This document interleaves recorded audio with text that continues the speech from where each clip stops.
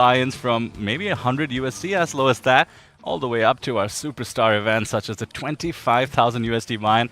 Most of those fun ones we will be streaming. Today's the first day of the schedule, so it's going to be a fun ride.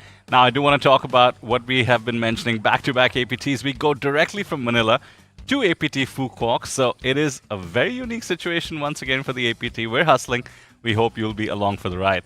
Back to the situation at hand, the Mongolia Poker Cup. Now, Sam, you and I were together in Jeju. Do you remember the playing style of the Mongolian players? It was pretty wild, pretty aggressive, and dare I say a little bit erratic as well, which always makes for some fun viewing. Yes, it was very fun. You gotta love Sumu out there. He was just making a ton of plays. They go nuts, they just go after every pot. It's been a lot of fun to watch. Here we are, have it on the screen.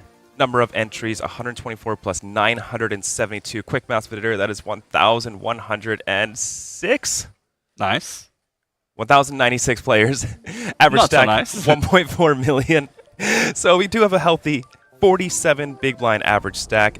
Prize pool, $32,400 with 5,000 of that going to first place.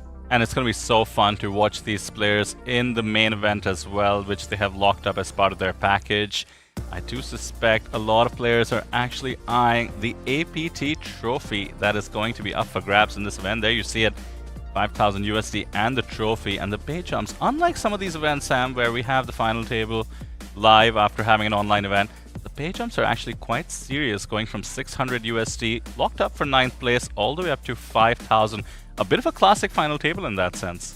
Yeah, we do normally see the 1,000 for first, 750 for second, and 500 for third, with the rest of the players just getting the main event package, which is obviously still nice. But it's nice to have some pay ladders in here. It's a 1,700 USD jump from second to first, so we do have to worry about ICM. And here we are, our final 9 players from Mongolia.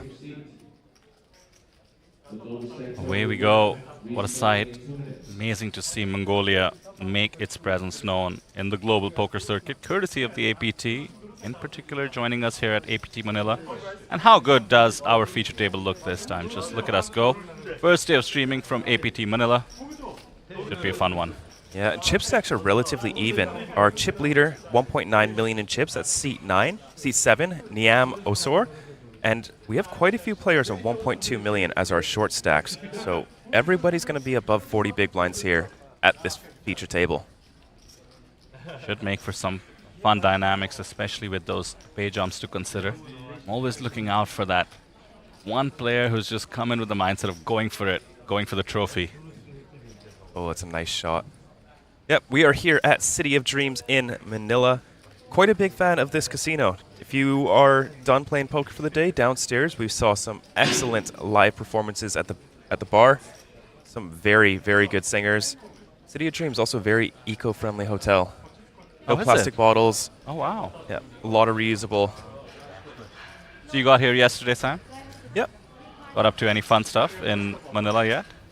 Had some very nice hot pot at the casino, and then just watched some. And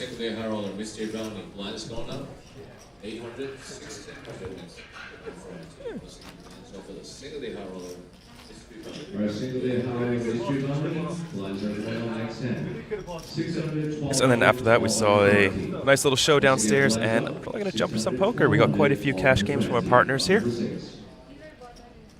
Here we are drawing for first seat. Seat 5 is going to win that. How are you? Are you any good at this? Winning first seats? I just convinced myself that I'm running bad and never win. I don't know if it influences it, but seems like it. I used to do a thing where I'd say, I'm so good at winning this, and I would win it every time. And then one day I just couldn't be bothered to say it. And from then on, I haven't won it since. That's cheating, though. How'd you do that? I don't know. It's only like 3 times. So Mongolian names, always a bit of a battle for us noobs, but we'll do our best. This event is organized courtesy of Somo, I believe it's pronounced, as you were mentioning earlier, Sam. Yep. Rockstar from APT Jeju, and clearly one of the rock stars of the Mongolian poker scene. I've been given a bit of insight into pronouncing these names. Let's take a crack with seat number 8 right there. That's Muktumun, I believe. Yep, or that sounds right. Muktumun. Muktumun. Our apologies for whatever we get wrong for anybody watching from Mongolia. Do correct us in the chat if we're saying something too egregiously. And away we go. Hand number 1. Who wants it? Hold it to the blinds. There we are, ace 3 offsuit.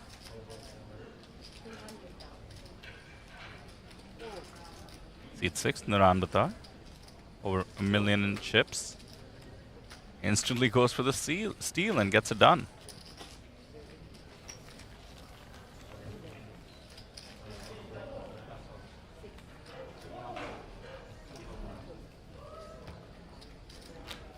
There you have it. 61 bigs is the largest stack, and not too much of a gap, as Sam mentioned, with the shortest one. 3 of the shortest stacks actually at 40 bigs. Literally anyone's game. Absolutely. I do wonder how much research these players did. After all, they had plenty of time to look up their fellow contestants. Maybe figure out some playing styles and figure out who's going to be minding the pay jumps and who's going to be going for the trophy.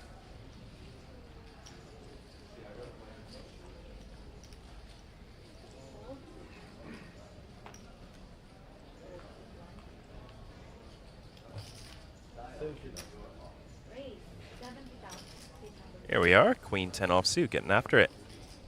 Middle position open.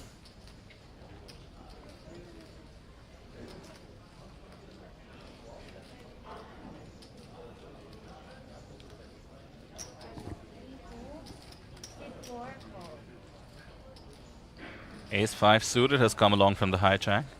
Would have loved to see a 3-bet, but on hand number 2 might be too much to ask for.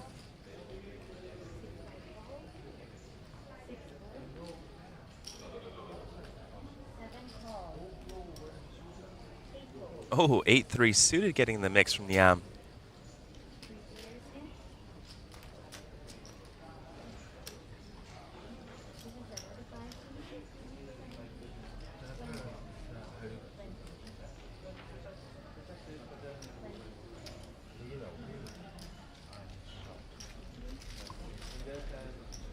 Here we are, we're going to see our first flop of the day. First flop of APT Manila. Here it comes, King 6 Deuce Rainbow. No players connecting here. It's the kind of board where if you've raised pre-flop, I would have loved to see a stab. Didn't want to risk somebody having a king, and now the 3 does connect with the worst holding pre-flop. Now Masor has the best hand. Wheel draw with the ace 5 as well. That's Mugi Kasa, I believe. And now the queen 10 takes the stab by Aradeen. Sort of a delayed c-bet. Shouldn't be too convincing in terms of being weighted towards the king. Perhaps under pairs to a king would play the same way. Niam is a non-believer though.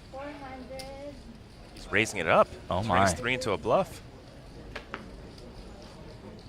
So that's how it's going to be. Hand number 2. The 8-3 suited, bluffing while having a pair.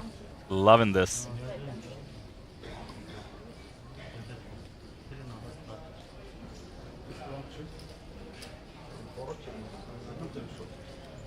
That's a really nice top-down shot. Look at that, it's got all 9 players field of view. That's very nice. I suspect we'll be seeing a few of these over the next 9 days or so. Tension-filled top-down shots. That's what I'm here for. Very nice play with the 8-3, taking it down. New chip leader here, 2.14 million chips now. Why call when you can raise? Yeah.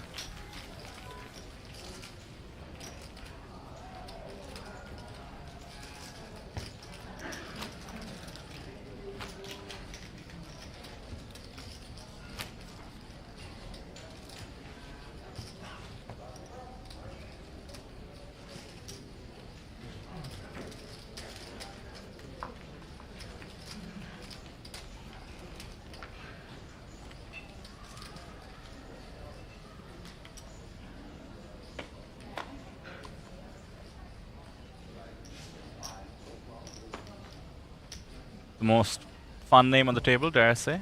Batzolbu. Yep.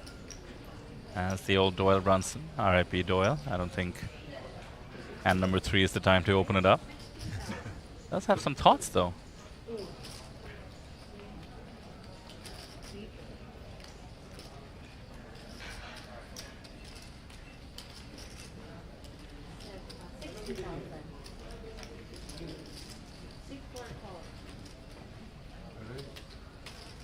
No way. Bayaruddin just going for it. 9-5 suited.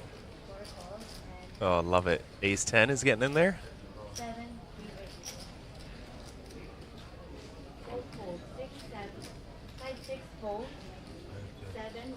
Ace Queen for Nyam.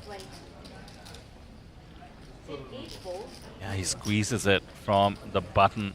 Not worried about the early open. Does help to have both opponents covered.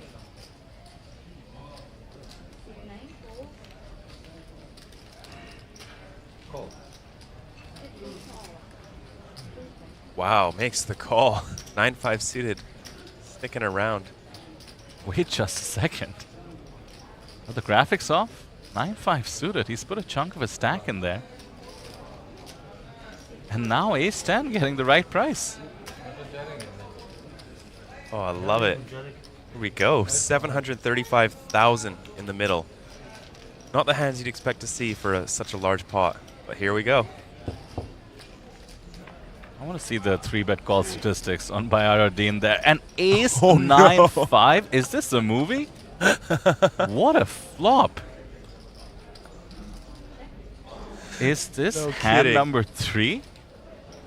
This should be fireworks. A dream flop for Ace Queen, mind you. Ace 9-5 Rainbow really shouldn't connect with the undergun +1 opening range and then flat calling the 3-bet range. And here we go. Nice bet, frankly. The 155 is great sizing. But yeah, might be about to run into it. Just a call with the bottom 2 at the moment. And I don't see how Mugi Costa gets away from it. Should think he likely has the best hand. And now note the SPR. Over $1 million. Actually, maybe over 1.2 million in the pot. There we see the graphics being updated. 755 for Mugi. 1.1 less than pot size bet for Bayar with bottom 2. And the 8 of diamonds gives him the flush draw as well. See if Ace Queen slows down here. I'd be quite concerned. 2 calls and seeing this card on the turn. Yeah, at the same time, he just has both of them covered. Good thing that he can get value from weaker aces and get a bunch of equity to fold perhaps with this bet. And now surely Bayar wants to commit. The board could get pretty dangerous. He's calling? Calling chips. Just a call. Still sort of trapping. And Ace 10 comes along as well. No redraw. A 10 and a 10 only is what Mugi needs. That would be upsetting to see. For now, 455 left in his stack. Can Bayar catch a brick here? Wow, boats up. The literal best possible card. Ace Queen is going to think it's still ahead so often. This is just a dream happening right now for Bayar. Oh, I think he's leading. Oh no. He doesn't have much behind though. It might just work. He shouldn't be connecting with the 5. The extent this looks like a lot of strength. Maybe pocket 9s could be in the mix. 9-5 is certainly not what Niam would expect him to show up with.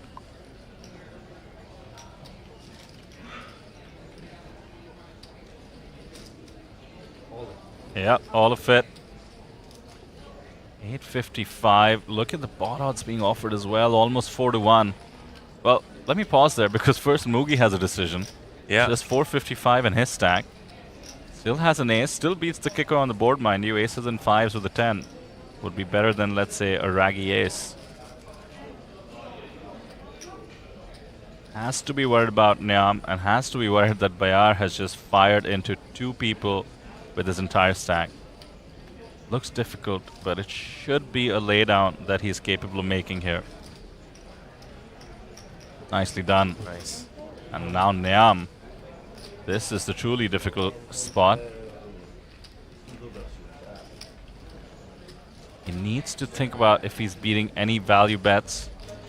I don't think Ace-10 and Ace-Jack play this way in Bayar's shoes. He has effectively a bluff catcher, even though it's a nice looking one. He does make the call. Bayar gains 2.3 million in chips. We have a new chip leader. Yeah. Oh, wow. 3.81 million in chips. And yeah, I've still got a decent stack. 610K is good for just over 20 big blinds. It's one of those things about tournament poker where, you know, you have a great stack, let's say above 50 bigs. You take a big hit. You just feel like you got crippled. You feel like you don't stand a chance in the tournament anymore, but you're so right, Sam. 20 bigs is plenty. Very important to just reset your whole mentality towards the table. I have a good friend, he's actually one of the best poker players in India, and he said that in a tournament, his name's Gaurav Sood, I'll shout him out, so I don't take the credit for this. And he said that in a tournament, there's only 2 modes. You're either dominating or navigating. And it's important to realize which one you're in. And so, yeah, maybe he came in with a dominating mindset, but now he's got to be in the navigating one.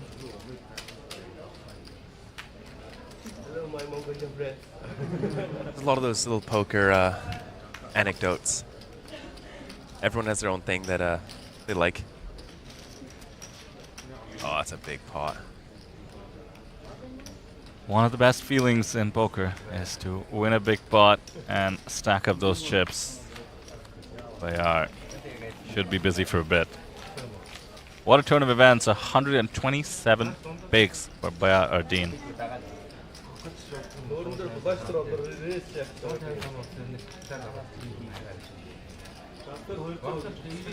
If he wins, he can just about beat his best life cash as per Hand and Mo. That'd be cool. How much is his best right now? 4,700, I believe. Nice.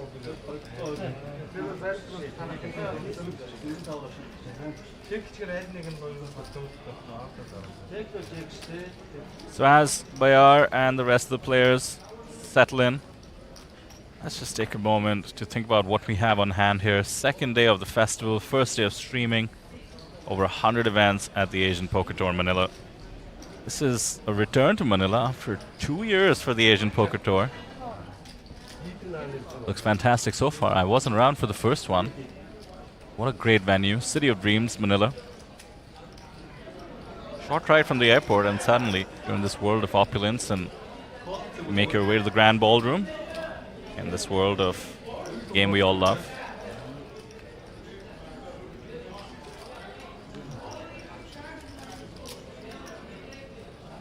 Four, 3 offsuit, getting in there.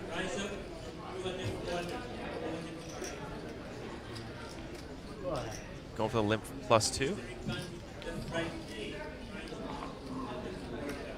That's Boo raising it up. King Jack offsuit here.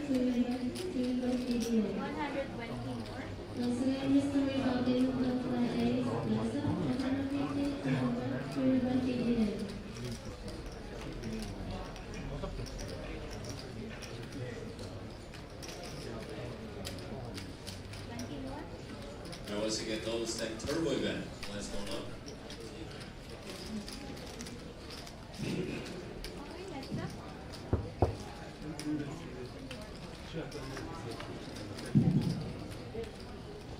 So as I was mentioning, wait, let me just pause there because maybe another movie situation developing. Just the wheel being flawed by Mugi Kasa. You open 4-3 off. You're expecting some flops. No, it's a limp call. Oh, my apologies. Yeah. You actually call 4-3 off with a tiny stack. And out comes the ace-5 deuce. Look at that. Surprised Batselbu's even got 3% here. Yeah, I guess running queen 10. that's right. That seems like less than 3%. He's check raised it. Oh, my apologies. He's in position, so he's raised it immediately. Gets the fold. Just wanted to extract value from the ace. Is he going to show it? Don't show both of them. Ah. Now people know he's raising the nuts in position. Showing one would have been nice. Yeah. So back to the live reporting that I was looking at. Of course, we have 109 events, as I mentioned, 11-day festival. The prize pool guarantee exceeds 3 million US dollars. That's good for over 170 million pesos. And taking a look at the entries for the National Cup yesterday, I believe we crossed 700. That's amazing. The main event is going to be about 1.7 million in terms of the guarantee. Essentially rounding from 100 million pesos. That's for the smaller buy-in, just like we did about a month ago in Taipei, about 1,500 USD, 85,000 in the local currency. Come on down. 4 flights, should be a fun one. There we go, 7-5 suited, getting in the mix. Ooh, ace-jack suited, another strong hand for Batselbu. Only now catching up on the chat, especially for that crazy hand number 3 that we had. People questioning the ace-10. Made a great fold on the river there, can't blame him too much.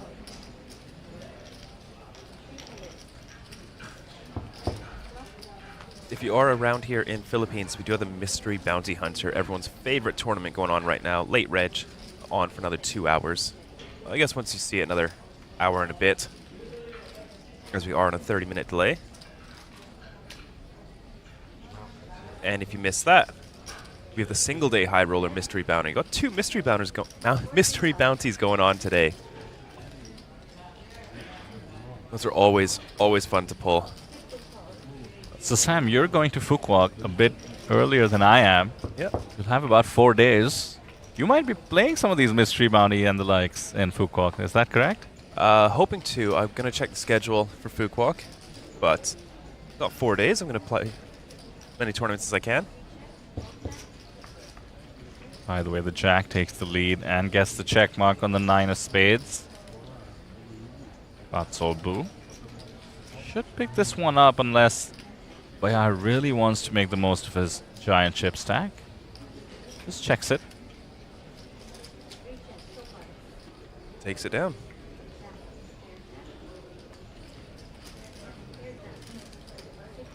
Cash M in chat, letting us know about the graphic. Indeed, it's the first day of streaming, guys. Bear with us, but the graphic should be corrected on this very hand. In fact, we are indeed in lovely Manila at the City of Dreams. Taipei was just a month ago. Up next is Fukuoka. So I think I did the math. What was it, like 40 days of APT and 60 days or something crazy like that? 3 festivals just within a couple of months. Yep. Yeah, sounds about right. And such amazing support thus far. Taipei broke all kinds of records, both local and for the APT. It was, if I remember correctly, 450,000 USD to the main event winner. Obviously, slightly lower guarantee, and considering we're returning to Manila after a while, maybe we don't reach that number, but with the 1.7 million guarantee, just doing the quick math, I mean, we're crossing 300 for sure. Let's see, can we get to 400? All depends on the support we get in the main. Looking forward to seeing these 9 bat let out for that incredible guaranteed prize pool. We're looking at Mugi making a little limp here under the gun with the pocket queen setting the trap. Naram Batar is going to ISO him with the king 10 offsuit here. Both unconventional plays, and this is what I'm looking for from the Mongolian contingent based on what we'd seen in Jeju. Trapping with the queens with a short stack, usually tempting. Mugi did actually set the trap, and Naran Batar decides to bite. Queen Jack suited now for Niam, and can't blame him for being a bit conflicted. If he makes the call, it's just going to be a perfect spot for Mugi to just jam all in with the dead money. Yeah, absolutely.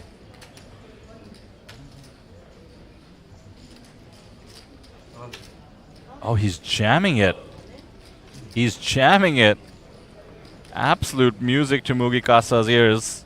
And my word, Niam's going to be in rough shape against the queens.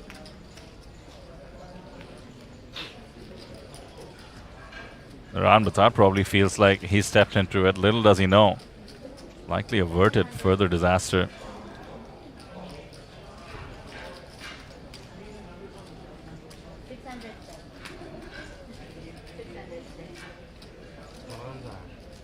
Muktuman does like to take his time. Not sure this is the moment. Can't get involved with the 5-3 off. So it's folded back to Mr. Trap.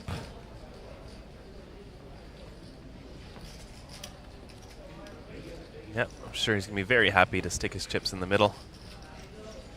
And what a hand to be up against Queen Jack versus Queens.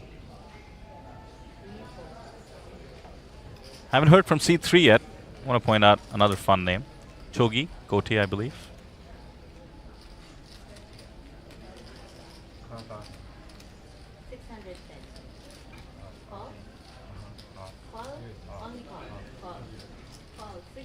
Makes it a point to only call, leaving himself 100k behind.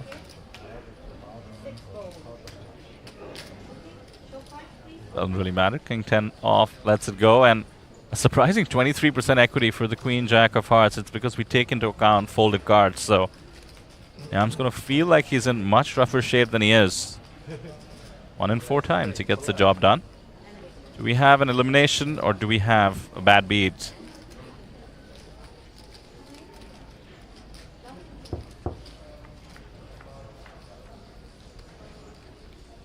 Oh my word. Wow.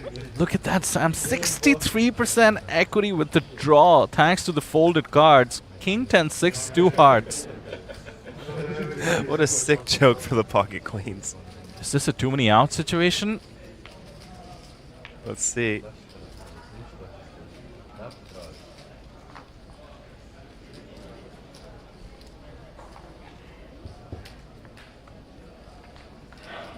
Oh my goodness. The queen actually doesn't change much in terms of outs. I think he just loses the King of Hearts now. That's right. And just like that, the Queen Jack of Hearts finds the double with the 8 of Hearts on the river. And Mugi Kasa is down to just 100k. That is brutal. Yeah, wow. The poker gods have decided to create some serious action today. Can't say I mind it, unlike Mugi Kasa, of course. Yeah, he's down to 3 bigs. Only hand number 6, we've seen 2 opponents get stacked. Some people don't like it when I say stacked when it's not all their chips. Yeah, I feel like I've never heard that actually, apart from when somebody essentially loses all their chips. Phil Locke came up with this word, I remember. He used to say felted when somebody had nothing in front of them apart from felt. Yeah. Always like that. I feel if you've got, you know, a big stack and then you Lose double chunk. up. Yeah. I still call it I stacked you. You know. Yeah, I like that. I know it doesn't technically make sense, but And sports fan in chat saying Mugi is a lucky guy right before that hand. That is just cruel, my friend. 150 of you joining us, by the way. Would love to hear if you're from Mongolia. This is the second time around we're having a special event at the Asian Poker Tour. Well, you can see that on the top left of your screen. Says Mongolia Poker Cup. The second. The APT trophy will be given out for the second time, but looking to hear from some Mongolian nationals. What is the poker scene like, and What do you think makes the Mongolian contingent so aggressive in their play? All right, here we are. Ace Queen offsuit under the gun. Blinds have gone up to 20k, 40k. Angus Lee in chat was giving another friendly reminder. Thanks, Angus. And Cash, I'm noticing how the font for APT Manila is a bit more aggressive than perhaps it was a moment ago. Simply thanks to the fewer letters. Well, just a reminder, we're in Manila. It's day 1. Ooh, pocket tens. Ooh.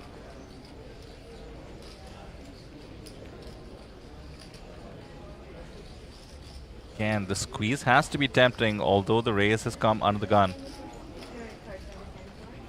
Yeah, flat or raise both make sense here. He's going to go for the call.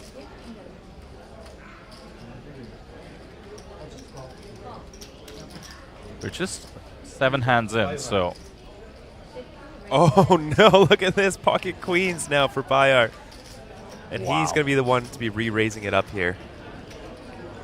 Let's see if ace queen or pocket tens can get away. This is just incredible.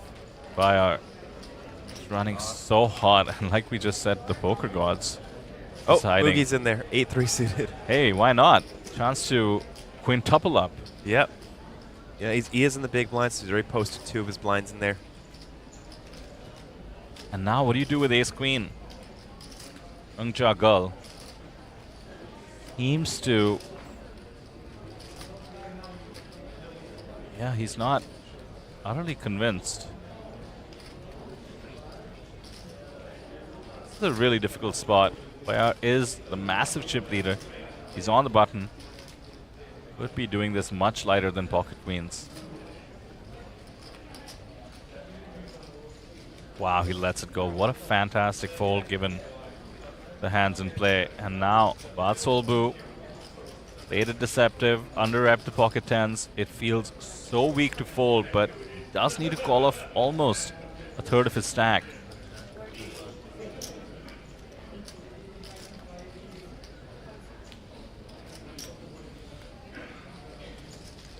That's Mugikasa, by the way, sitting pretty with the A3 of clubs.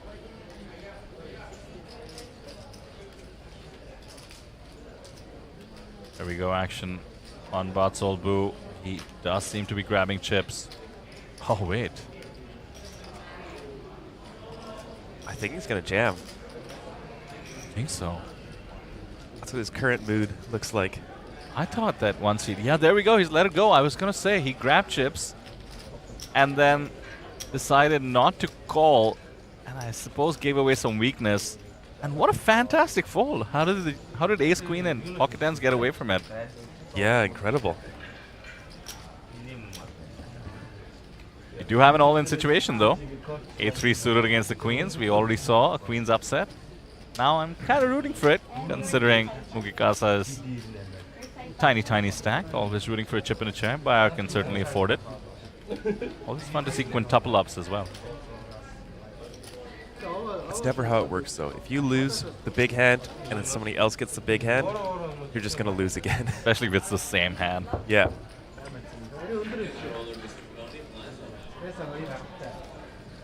Well, that might just be that. The queen on the flop needs a club to have some hope. A deuce does it as well. Needs a 4 now. 3 of them live. 10%. Not to be. Mugikasa out in 9. $600 for his efforts, and of course the package. Look forward to seeing him in the main.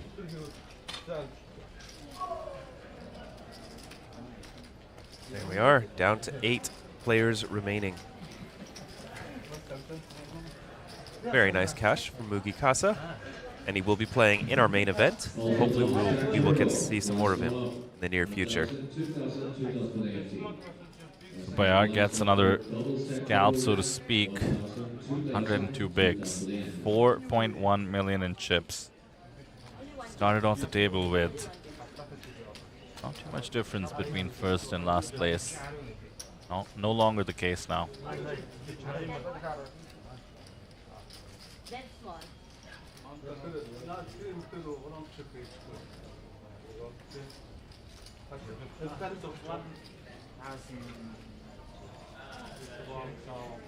I think that's just mistake.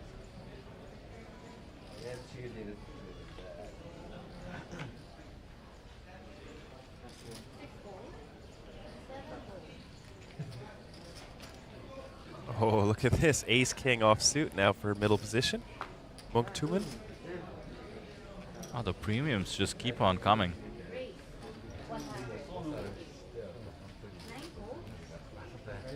I'm just getting used to seeing coolers. I'm expecting a big hand now to also find itself in the later positions. Ace Jack sort of qualifies.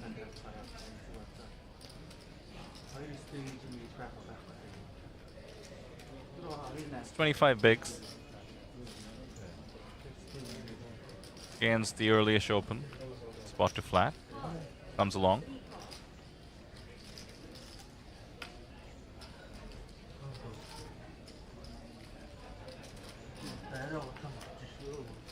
Wow, is 8 deuce offsuit getting in here? For a raise? I'm just hoping this is a TV time situation.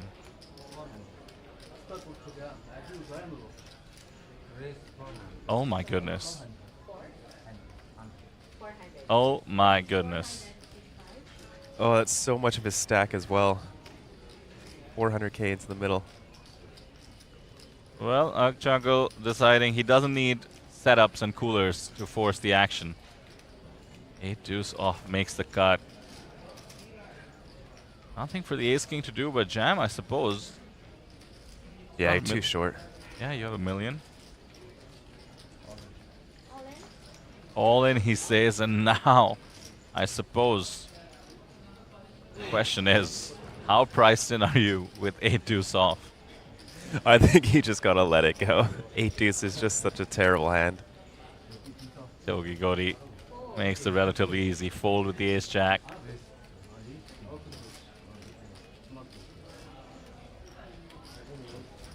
660k to call, 1.7 million in the middle. By the way, with the folded cards, take a look, Sam. Had plenty of equity, but obviously that's not one you want to show down. No. We were watching though, sir. We were watching. Appreciate the boldness. Yeah, unfortunately did just run into it there. Maybe you got some sort of a read, you know, and you have to go with those. Yeah. They're not correct 100% of the time, but much respect. Still has 17 bigs.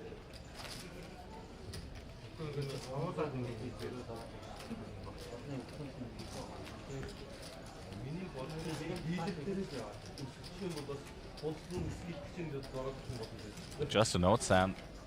I mentioned the APT was here 2 years ago, and the guarantee this time is 4x of what it was 2 years ago. How cool is that?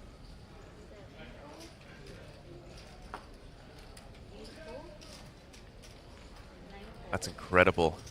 APT is just growing and growing with each series. Over 100 lions being given out, I believe. And you can actually see the pride of lions. No, what did you call it last time? The wardrobe of lions? Oh, cupboard. The cupboard of lions. Yeah, we had them displayed on a sort of cupboard. This time they're more on just a table. Of course, there's the 3 mega lions. Those are given out for the main event. 2-day high roller and one of the truly high buy-ins, the super high roller, sometimes the superstar challenge, depending on what we call it. Then we have plenty of the baby lions, including the one up for grabs for today's event. All our trophies look incredible. Yeah, don't forget our trophy has a trophy. Won the best trophy award, the GPI awards. 7 deuce comes along now. No shortage of fun hands being played.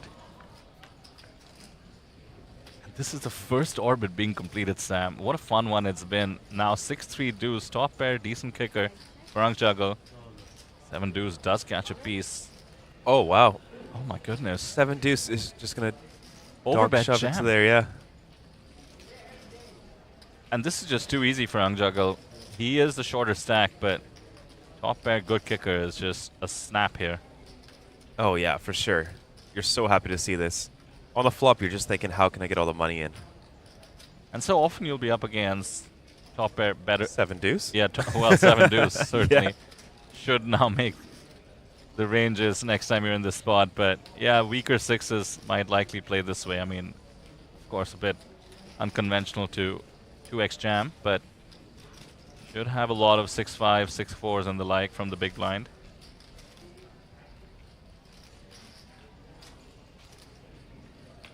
He's not snapped it, so I take back what I said. Or maybe, does he not know the actions on it? Yeah, it is like quite a big shove. Oh, he does More know. than pot. 1.5x or so for him to call. I think the pot was 360. So, yeah, like 1.7x pot. Shoving to 2 players on 6-3 deuce. I suppose ace-6 is the hand he's got to worry about, pardon me. Yeah. I don't think 2 pairs play this way, considering they shouldn't be too afraid of check raising. Does make the call. Nice. It's the right one. And again, thanks to the folded cards, plenty of equity, more than one would think. In that sense, Narandadar has been running hot. Has more equity than one usually does in these spots. Can it convert this time? This would be quite an upset. Actually, has the 7 deuce been showed down yet? And there you go, cards on their backs. There it is. Has some backup with a 7 of diamonds. See if that plays out. No. But a 4 will give them a chop. No chop. 7 would make the better straight, actually. Some Right, more right. outs. But the 3 is safe. And it's Naran now, the shortest stack. That was a bit too out of line. He did get punished appropriately, I suppose, but closer than one might think.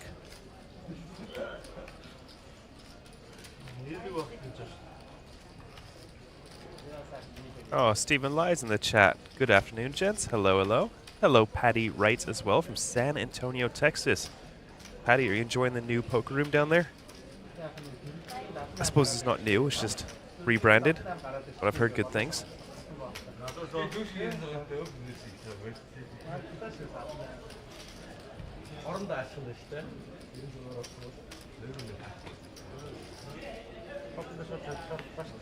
One orbit is all we've completed. One elimination down. Maybe 5 or 6 or more. Truly action-filled hands down as well. This is fun. We got to get out to Mongolia to play some poker. Absolutely. That is so what I was thinking. They're playing fast. Nobody's bidding it up. It's fun.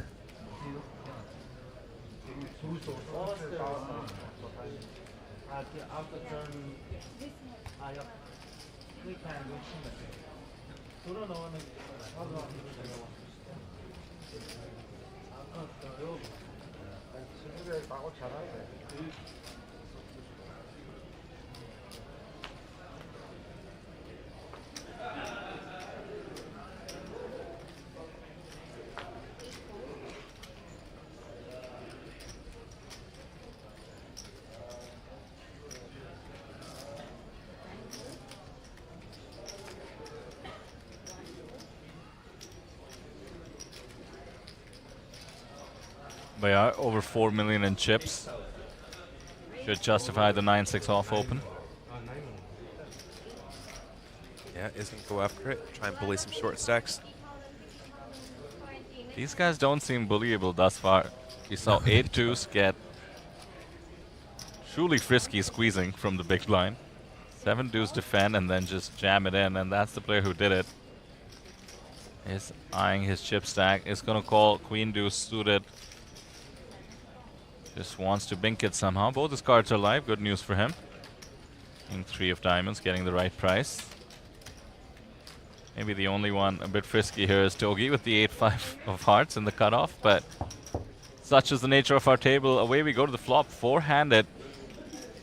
Queen Jack 10, 2 hearts, flush draw for the 8-5. Open ender for Neam, and it's actually Naran who's hit the queen. Jams it in there. Tough spot actually for just the king. Yeah. 2 players behind.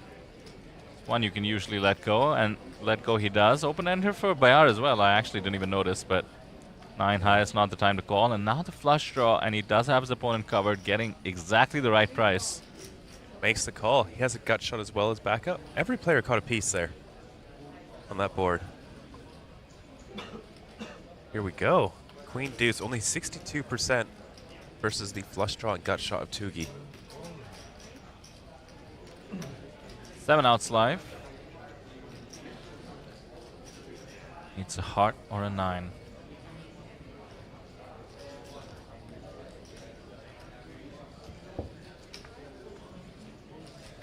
Oh, and just like that, we lose another player.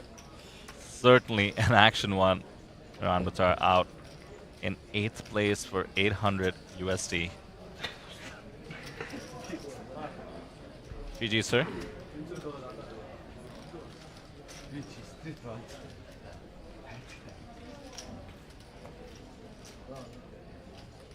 Yeah.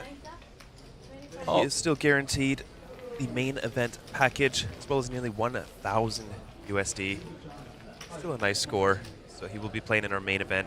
First flight day A will be on October 31st. That's Halloween. And if you come in a costume, Red Goes All In will give you a high five on the floor. Hey.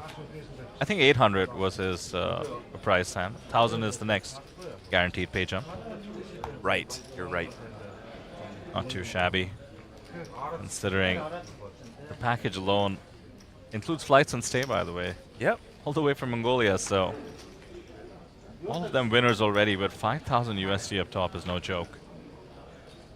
I'm looking forward to the interview of asking what the winner is going to do with the money, and I'm hoping some APT buy-ins is the answer, of course. Always. Let's take a look at the options for those buy-ins today.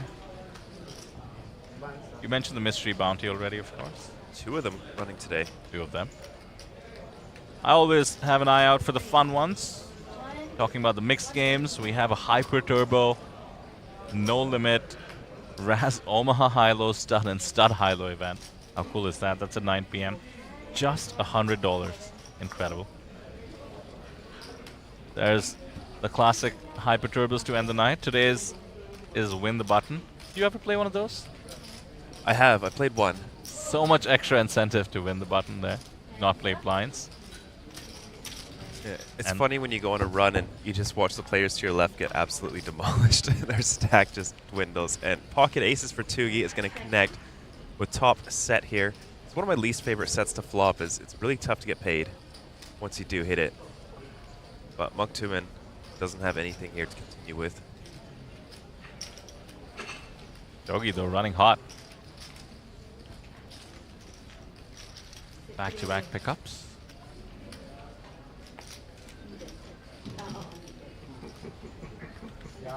We have some satellites running as usual. Today's is the one to the super high roller. That's the 10K buy-in. So the satellite itself is 1,200 USD.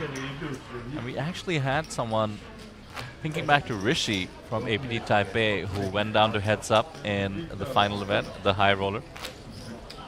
He said that the only events he'd played were, you know, like big buy-in events. That's why he ended up heads up in the $5,000 events. Yep. But he did play the satellite and won it. So actually, one of the first events he played was a 10,000 USD buy-in. And mind you, he was a, as we call him sometimes, fun player playing cash games in Singapore. So I actually will know. I don't know if you know this, but Rishi is just in chat here. oh no way! Yeah, Hey, I'm Rishi. just going to show you. That's actually uncanny. Was I correct in what I said? Rishi, you can let us know in chat if I was remembering correctly. You want to see to the super high roller? And that was the first event you played at APT Taipei? That's awesome. Always love to see that. Yet another premium in the mix. Ace Queen off. And now Queen Jack comes along from the small. Once again, 1,500, 3,000, 3,000 for the ante. Double time. We're seeing Ace Queen a lot this table. Remind me, has it been on the winning end? even once? I don't think so. No, I don't think so. Bit of a flop here. Queen jack off forms decently on a board like this, but also has completely whiffed. Can't be too comfortable if he faces resistance.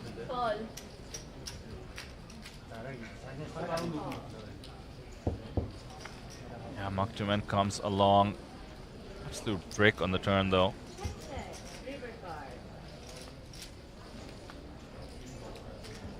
Check on the turn, and the 8 of clubs on the river. Queen jack can only win by putting chips into the middle now. No, it doesn't go for it. Nam takes it down. Good timing as well. Has some support in chat. Ebo in chat says good luck. Rishi in chat. What did you do with your winnings, sir? Have you bumped up those cash games? I remember your rail. Your wife was in the chat as well. Tell us more about the celebrations. This is all assuming you're not joining us in Manila. In which case, of course, you should come say hi.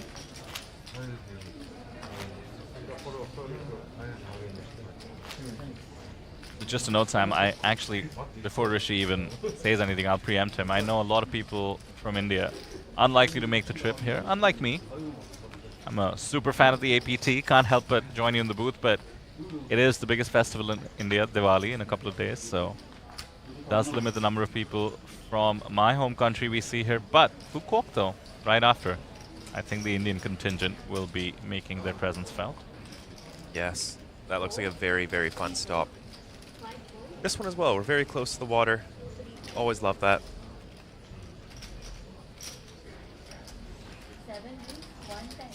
And just a note of the streaming schedule. Oh, just before that, let me address Rishi is getting into Manila on Saturday. Love to hear it. Looks Very like nice. He'll be using his winnings from the high roller for APT Manila. Very cool, Rishi. Come say hi. But yeah, I was about to point out the streaming schedule. It's a fun one. We have 2 events tomorrow. Natural 8 Hong Kong is the first one. Our Natural 8 events, always super fun. Similar in terms of the final table making it to the live felts after battling a bunch of contestants online. The pay jumps maybe not as meaningful as the ones we have today. It ends up all about that trophy, bragging rights, and of course, players tend to get main event tickets just like today.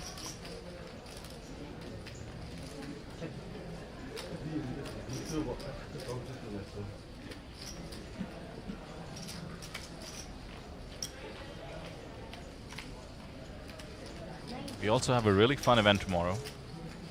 The APT Challenge the Queens event. Really looking forward to that. Did you get a chance to check out what that's all about, Sam? No, I have not. Let me fill you in. First off, there's going to be 8 queens on the table, which is always a good sight. We can certainly use more of that in poker in general, and glad to see the APT take it up. And then we have a qualifier, a wild card, Clayton. Going to be trying to battle the queens. That's why it's called Challenge the Queens. And for every queen he eliminates, I believe $100 gets added to the free roll that's going to occur on Natural 8. Going to mark your calendars. That's tomorrow. 1 king taking on 8 queens. Fantastic. So the free roll can be up to $800, depending on how the wild card does. Always good to have someone to root for in the booth, very openly. Yeah. We do have our own Elfin Lin playing in there. That's right.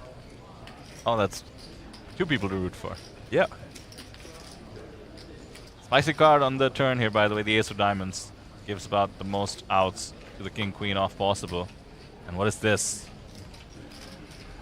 He is going to semi-bluff and just power poker his way out of this hand. Nice. Niam has to fold. 3rd pair to the board. Can't blame him.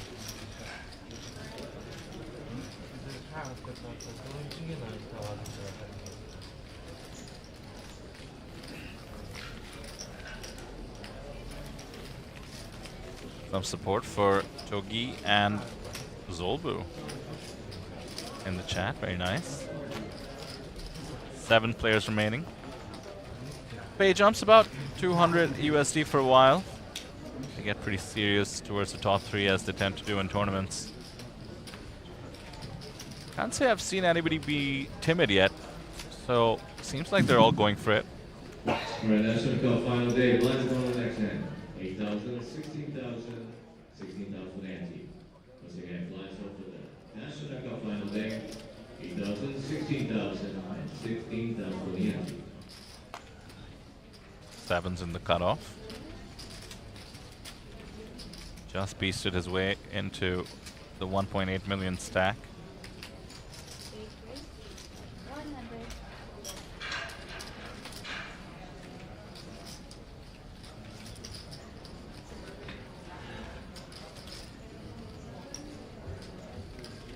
King 9 giving us some thought.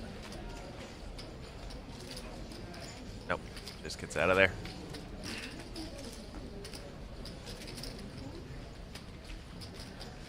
Yeah.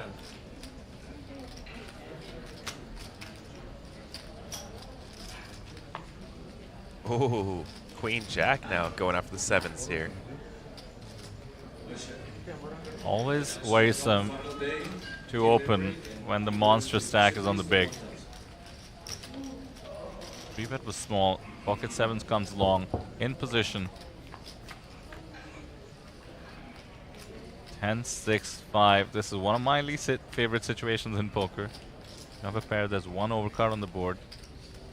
Very tough to navigate. SPR just over 2. And BR has just instantly reached for chips. Yeah. Yeah.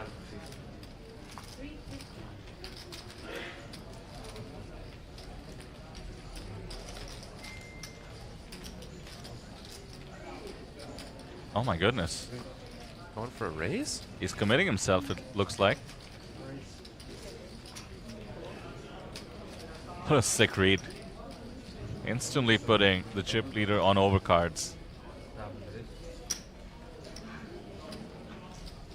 Shout out to these chips, by the way, here at the City of Dreams with the APT.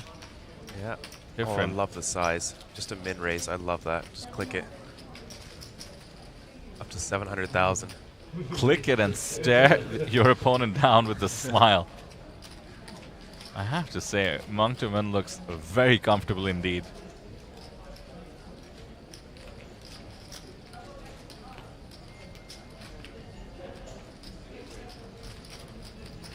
It's very difficult to put your opponent on a range with this line. They can't be truly nutted. More likely to call in position in that case. Looks like some sort of a 10. Either way, the Queen Jack off can't stand the heat. Wow. Very nice play. The pocket sevens of Monk Tumen. Monk to Win looks like he's on Bayar's heels actually. 2.6 million in his stack after causing the dent to the chip leaders. So interesting dynamics up top.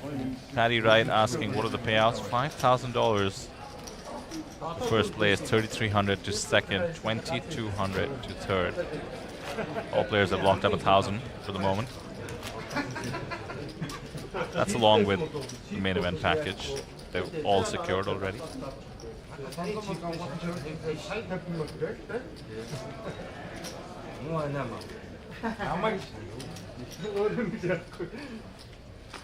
Sam, I saw you a couple of weeks ago, maybe 3 weeks ago in Taipei. What have you been up to since then? Anything poker related or taking a break? Nothing poker related, but I went around Europe with my family for 3 weeks. Oh, that's right. You were going to Italy, I believe. Yeah, very, very nice. Fortunately, no poker. Very tough to find poker outside of North America when you're just traveling around. Did you try? I did. Oh, you degen. I went to a casino in Florence, and I tried to go in London as well, but couldn't make it. Pizza over poker, surely, when you're in Italy. You can do both at the same time. Why not? What about you? What did you get up to? Oh, nothing too crazy, but certainly have been keeping up with the poker. There's some interesting poker TV shows being made in India, so cool to be involved with that. Always looking to grow the game the way the Asian poker has been doing over the past 2 years. This new era is now officially in its second year, having crossed the 18-month mark, and Again, thinking back, we mentioned 4x, the guarantee for the main event from the last time we were in Manila. That was technically before New Era. Taipei crushed all the records. New Era started about March 2023. This time around, we had over 450,000 USD to first place in the main. Looking forward to the support. And of course, it's all thanks to the players' support. Looking forward to seeing what we drum up here in Manila. Yeah, absolutely. Hoping to crush some of the guarantees. Tons of lines to be won. Always nice. All the APT stops are so much fun. Exploring the new cuisines, new local hotspots.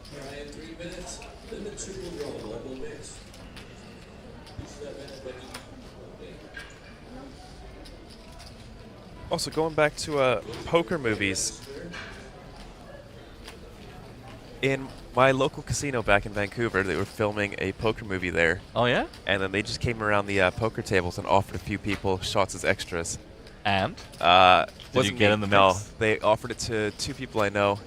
It just said, you look like a poker player. Come come to this back room so we can just film you looking like a dealer or as an extra. Did you show them your YouTube channel for your bona fides? Oh, this is way before I had a YouTube channel. Oh, This I is see. 8, 9 years ago.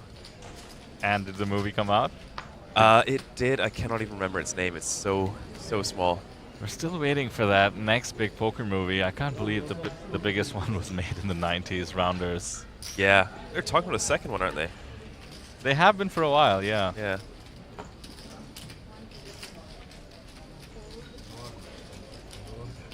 The person who wrote Rounders went on to make the show called Billions. You ever seen that? It has Oh, yeah, for sure. yeah, pretty well-known cast, Paul Giamatti amongst others. And they always find ways. It's actually about the hedge fund industry, so, you know, high finance, but they always find ways to put poker in there. There was one big, like, poker tournament scene, and there's, like, a 9-high call down on the river. Where the person wow. just announces, I put you on a straight draw, and just calls it out. I'm like, guys, instead of doing all this in your show about finance, just make the next Rounders. We're waiting. Yeah, absolutely.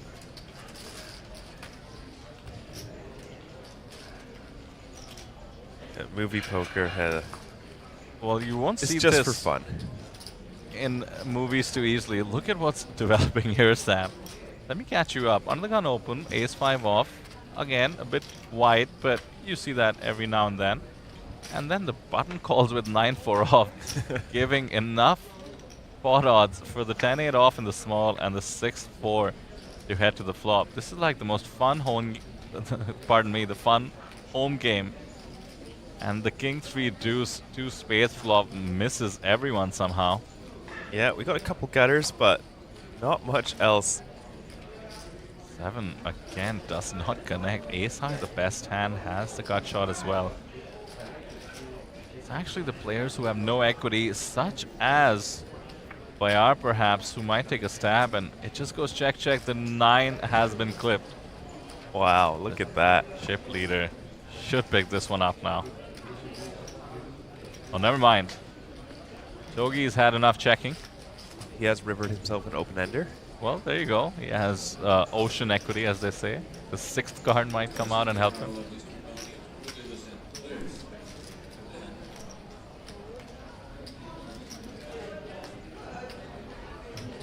It's a decent bet, but it's just 200k. Oh, wow. Oh, wait just a second. The graphics are blocking what might just be a move from Nam, and he has made a move at the right time. The 9 folds, and surely so does Togi. Wow. Oh my word, Sam. What a table we have over here. We have enough for a highlight video in 16 hands already. This is just incredible. How do you like that one, chat? Are you making these moves in your home games?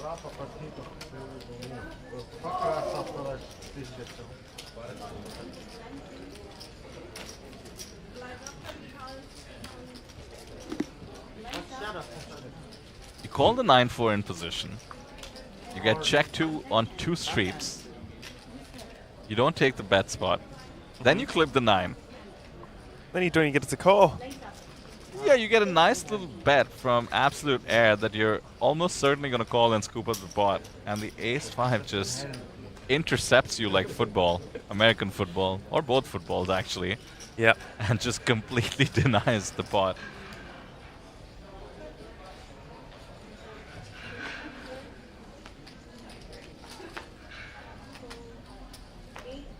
Wow, what a hand. Hand 17 only. I've said this so many times, but is this how it's going to be? Keep it coming. Turns out we didn't need the poker gods to have some entertaining action. These players are doing their part. What a way to kick off our streaming schedule. Could not have asked for better.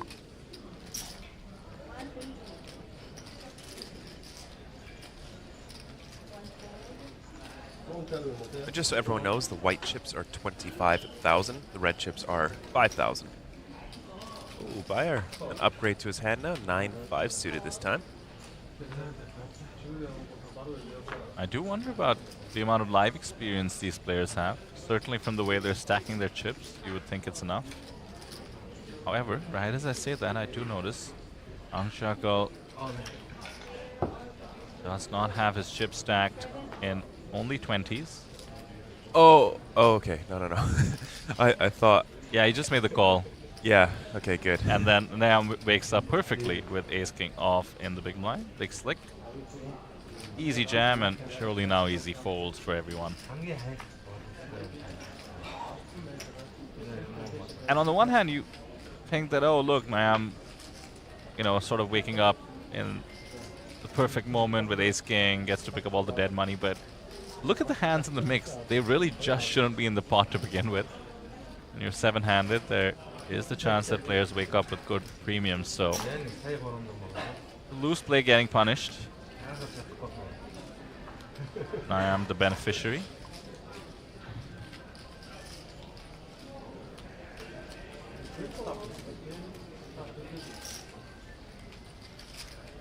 All right, takes it down. Big pickup there.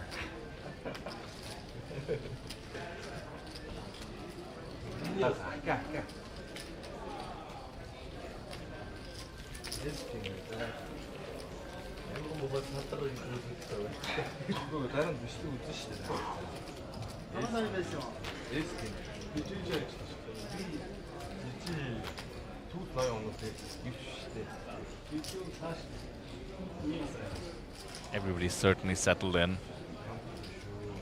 Love that card protector slash chip stack protector at the moment. Oh, yes. From Spirited Away.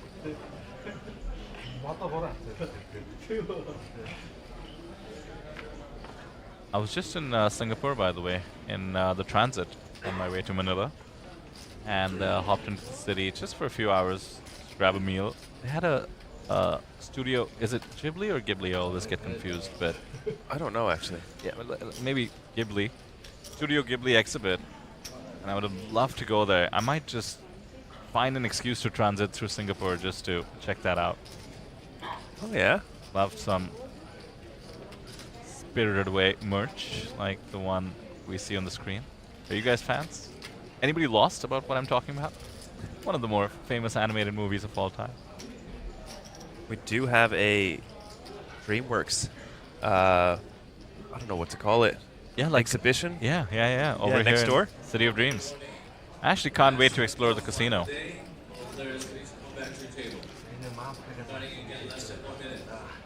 Yeah, I'm very excited to go check that out. On the front, as soon as we come at our hotel, we've got Shrek to look at, which is my favorite show ever. I'll tell you what, unlike stops we've had in the past, such as Taipei, as I was walking to the Grand Ballroom, which is the venue for the APT here at City of Dreams, I was looking at all the shopping one can do if you ship a tournament. That's got to be dangerous. And Oh, yeah. pardon the segue, but speaking of dangerous, the full house comes in, 2 overs and the flush draw, and it goes checked all around, and the diamond does appear, so still a hit to buy our stack seems likely. And wait just a minute, it's the 7, which is made top pair, that's actually taken a stab. In comes the raise. this mean Bayar can get away from it? Double paired board, a flush not too meaningful, facing a raise. Mongtumen surely has to have a board here. In fact, dare I say, the hands are a bit face up, given the sizing as well. Now, betting into two people, but a small bet on a board like that. Mongtumen raising it up. That being said, Bayar just too high up in his range in a way. Second nut flush makes the call. Figures he could be up against worse flushes, raising it up. And is going to get the bad news and lose the chip lead. Mongtumen on an absolute tear. Yeah, what a run out. 7 of diamonds, perfect river card. Mongtumen to get paid the max.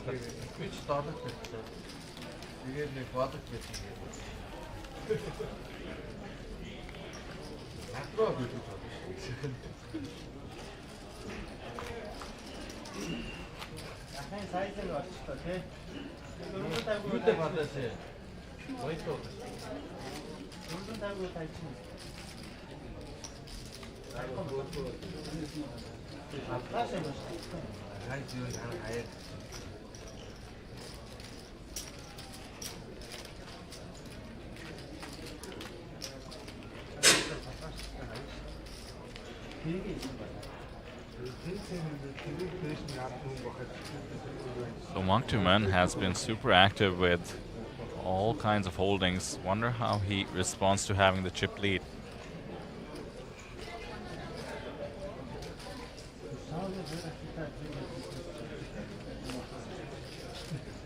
It off. Looks like it's getting a bit frisky from the hijack. Still has 4 players to get through and a middling stack. Actually, the time to be a bit more snug, but that's not what Togi believes. King Queen off now for Angjago. Comes along. And again, Mongtumen has a premium. Seems like the perfect squeeze spot. How much is he going to go for? I think he's just made a call. Yeah, looks like that's 3 white chips and a bunch of reds. Is that correct? Indeed, and Mok Erdeen comes along with 7-6 of hearts, as one would. Four-handed once again.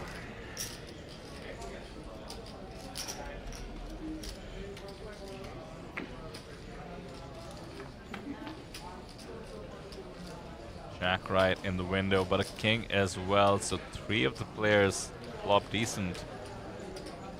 Middle pair best kicker for the ace jack. Dangerous top pair for the pre-flop aggressor. King gate off. Doesn't look too potent on that board.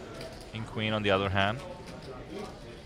Top pair, second best kicker, and the gut shot to boot should be very comfortable.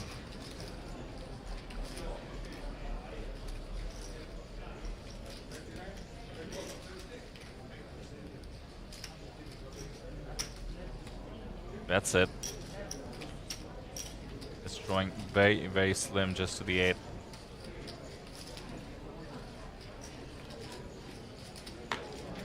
I appreciate what he's going for. Wants to deny all the equity from sort of those single card straight draws. Shakal just announced what I believe is a hefty raise.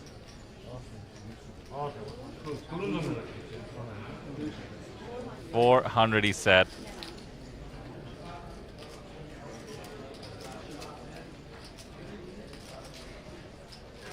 Should fold back around to Togi, and now, how much do you love your top pair?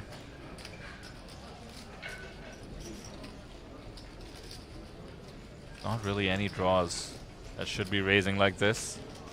Rainbow board. Flop straights possible.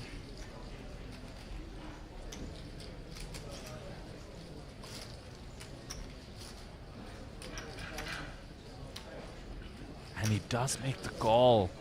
What a great result for Angjago. You don't see people raising in that spot too often. No. Less than 4 minutes for the great time of single day high roller mystery bounty. All players. High roller mystery bounty. Less than 4 minutes. Queen of Hearts. Goes check, check. Not the card that Akshago wanted to see, but he has way the best of it. Does he go for the value bet?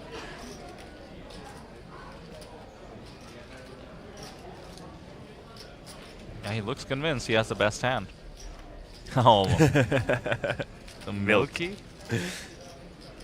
100k? 1.6 bigs. Look at Tugi's expression. And you know what? What a great bet. Yeah. Oh, wow. It just perfectly extracts value in my estimation.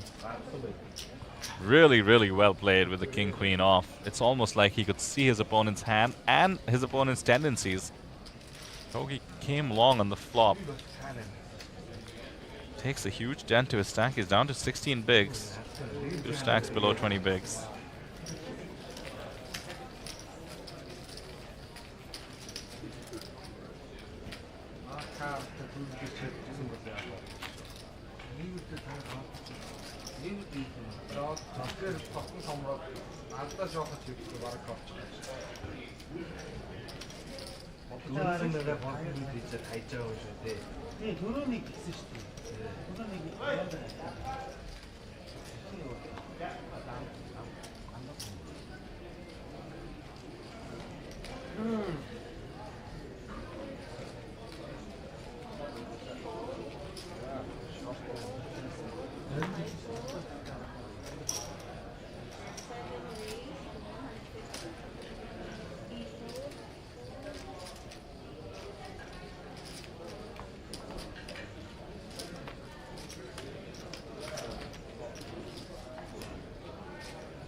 Yam is open 10-6 off.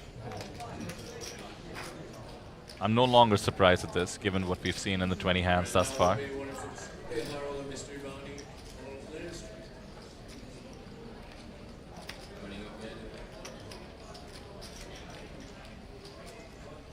Hey, Sadi.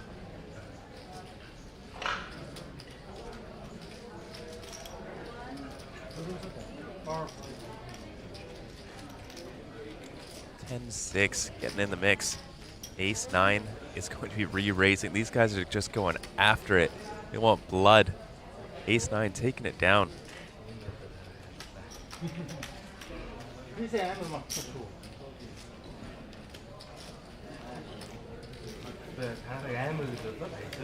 Those stacks have formed a nice little trajectory going all the way from 11 to the 51 big chip leader.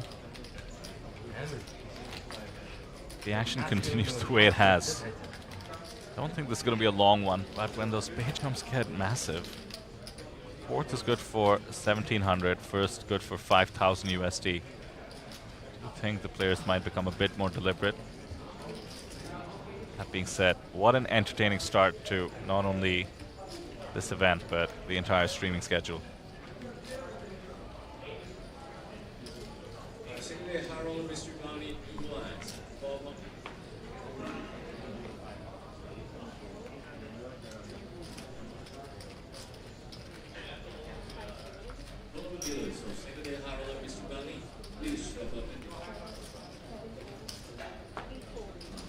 Sam, we have Frank Shoves in chat echoing your sentiments. Right now, everyone wants to play poker in Mongolia. I love that. I mean, one of the main things that I like at a table is people playing fast. You know, no excessive tanking in spots that don't need to be. And especially going after it. You know, aggression is always fun to play with. Or against, I suppose. Well, when you said that, actually, I was thinking back in the day, they used to call playing aggressive playing fast, playing your hand fast, you know? Okay. And certainly the players have been doing that as well. I mean, I'm thinking back to the 7 deuce jam, amongst many other moves we've seen being made on the table. As for playing poker in Mongolia, sign us up. We'll have a chat with essentially the organizer of this event, Somo. Let's see if we can make that happen. I've heard Mongolia is a fantastic place. My father visited it last year, loved it. Would be cool to play poker there. King, queen, 9, now an 8. Now I'm still ahead.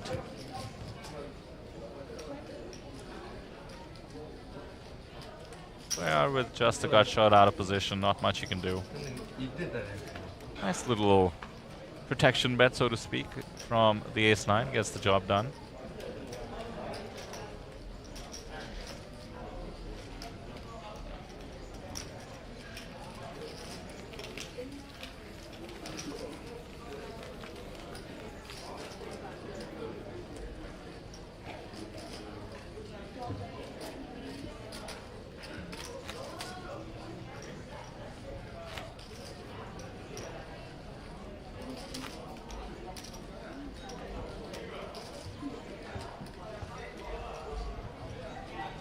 So often in a new country's final table, I'll try and gather something from the fashion. Thinking back to when we had Somo with his anime hair. Yeah. I have to say I'm a bit underwhelmed. Mongolians playing it safe with the fashion. Yes. Yeah. I think Sumo is an outlier. He does have quite a bit of popularity even outside the poker world in Mongolia. That's right. Referred to him as a superstar. Alright, we've seen an elimination in orbit so far. It's kind of Okay. crazy seeing as we started with 40 big blinds average stack. We got 5 more hands. I guess the orbit's a bit less now. I see where you're headed. You're demanding some action. That's greedy, considering what we've seen so far, but Yeah. certainly seems likely as well, given the precedent. King 4, hearts, pretty reasonable open, all things considered. Watchful Blue has been on the quieter side recently. Seems to have his eye on the prize in a way. Playing a bit snug.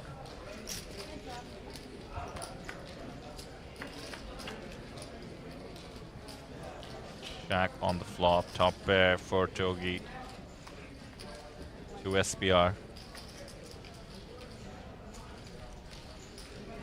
9 changes nothing, adds the gut shot for added comfort. Batsul Boost still has just king high and check on the turn as well.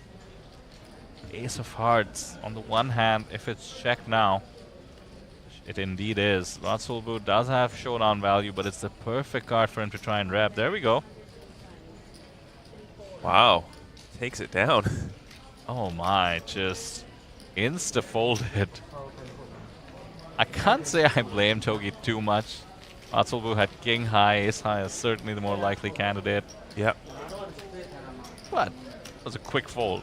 Did have top pair on the flop there. Yeah. Very credible line, though, from an ace high playing that way.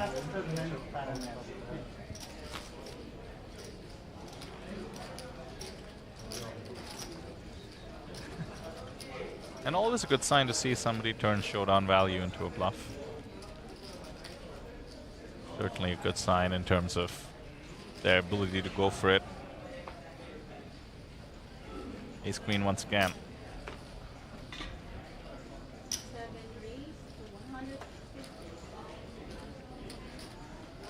We are playing with the big blind ante. Got to post 60,000 and another 60,000 for the ante every time. Blinds on the verge of going up 40,000, 80,000. I think the short stacks will really feel the pinch in that case.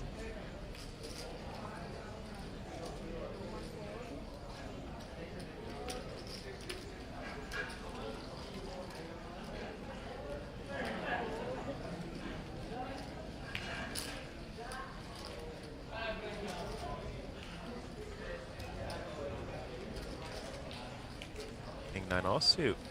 Maybe going for the raise. Having some thoughts. Oh, the fold. Surprised to see that as well. Yeah.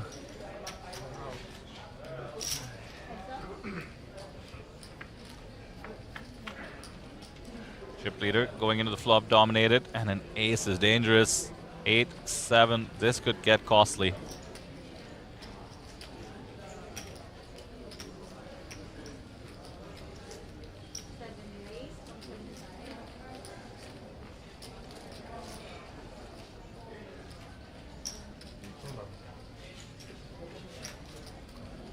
that a call? Yeah. Yeah. Yeah, bet and a call. Ace Jack in quite a bit of trouble here. Well, that's a lock on the hand for the ace queen.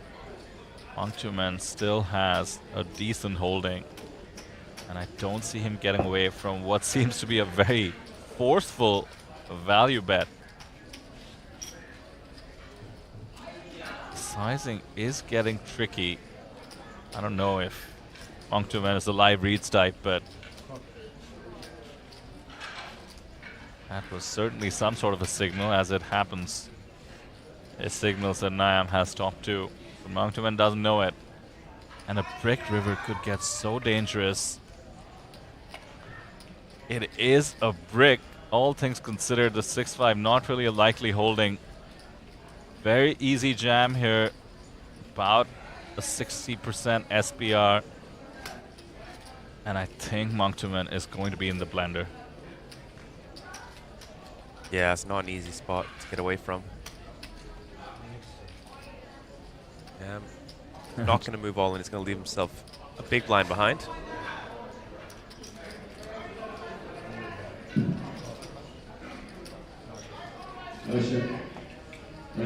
Oh, he snapped it off. He snapped it off, and we are going to see a huge dent to Mongolian's stack. Wow, look at that. I am getting the full extraction with the ace queen, the ace jack on the ace high board.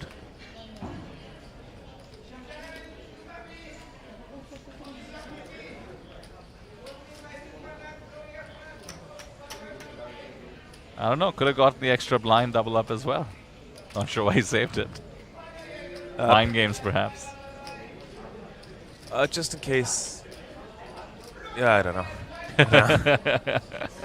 Usually you do it when you're bluffing, so if they go all in, you can fold and you're able to win, 4 big blinds the next hand. But maybe just balancing when he's with his value bets as well. I think it just like rattles your opponent, even in this sort of heads-up pot situation. Yeah. You don't know what to think.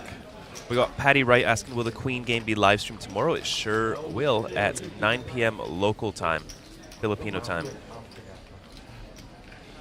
Marvin asking when I'm going to make my new vlog. I've not had a chance to play poker in 2 months, so when I get a chance to play poker and film it, I don't know when that's going to be. I will have a new vlog out for you guys. How about a Manila vlog? Maybe a Fukuok vlog when you play some of the side events at APT Fukuok. Tournaments I'm still quite new to, so filming is actually a lot of work at the table. You don't realize how much goes into writing down the notes and then adjusting the blind levels, the stack depths. All this is also something you got to do on the fly while still thinking about the actual hand. No, it's very underrated. I definitely understand that. It's not something I've tried, but it's almost because I know how intimidating the task is to me. Yeah, I was quite overwhelmed the first few times doing it. And swapping to tournaments with a shot clock as well. And then trying to remember what the suits were on the flop. It's over. Good point. The shot clock. Didn't even think about that. Very different from cash games. Yep. And then, on top of all that, you need to deal with which casinos allow you to do it and which casinos threaten to kick you out.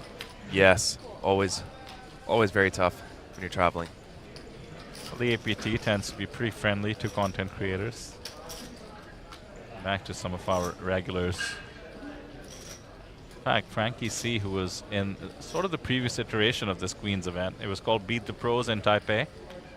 Different format. I like that we're mixing up the formats. In Taipei, it was, once again, an N8 event where they had 4 pros, 4 relative amateurs. Frankie's not exactly an amateur, but 1 true amateur in the form of a wild card. And what do you know? The wild card shipped it, unlocking $500 bounties for every pro that was eliminated. So hoping for some fun action tomorrow. Oh, and comes the 3-bet from the newly minted stack of Niam with the ace-10 off. In this case, Bayar is now dominating just like Niam was dominating in the previous hand. First we have to get through Togi. This is essentially an all-in ask. That's the problem with committing a fifth of your stack with Jack-8 suited. Just hoping there's no action behind.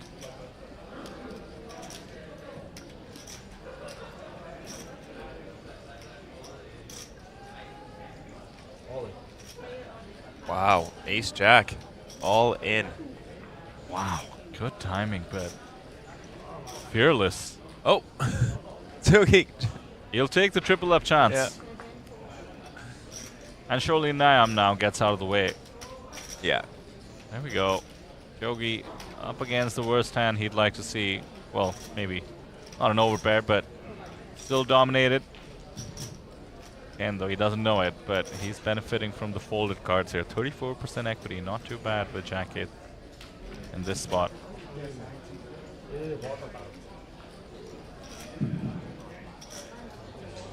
All right, 3 bets, limit triple draw, local mix. So can he win this with 34%, or, and I apologize in advance, Sam, but, or will he be spirited away? That's good. I like that. Here we are.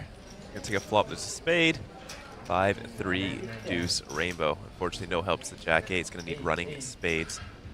How about the 4 of spades for a sweat? The queen is just a brick in this case. Needs 2 outs, going once. Not to be. We lose Togi. He had some fans in the chat, including rooting for him in the all-in situation. They're going to be disappointed, but I don't think he should be. $1,000 and the main event ticket goes to him. And we're still on track with an elimination and orbit. Oh, that's right, Sam. You manifested it. 8.3 bigs for the shortest stack. Certainly should be at risk. Now that we're 6-handed, the blinds will come along faster. One prediction still live. Somebody in chat says last 2 players, Maktumen and Batsolbu. All right, I like it. They are the 2 shortest stacks, apart from the one I just mentioned. So there you go. Rooting for underdogs, essentially.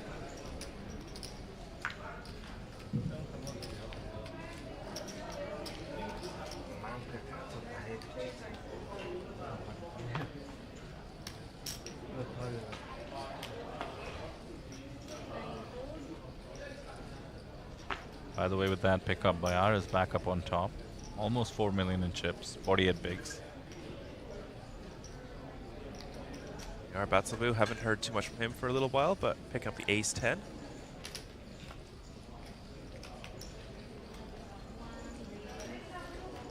Raising it up.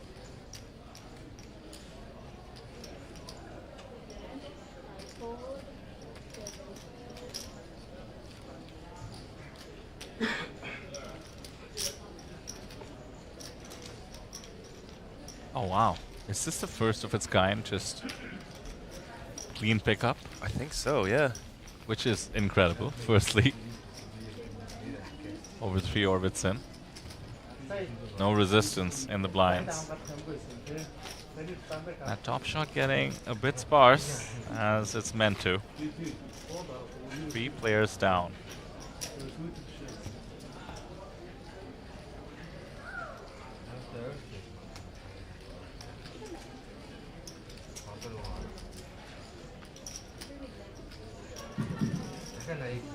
Start simply Harold of Mr. Downey, total dealers and players. Let's complete the hand you won around the break. Break time last time.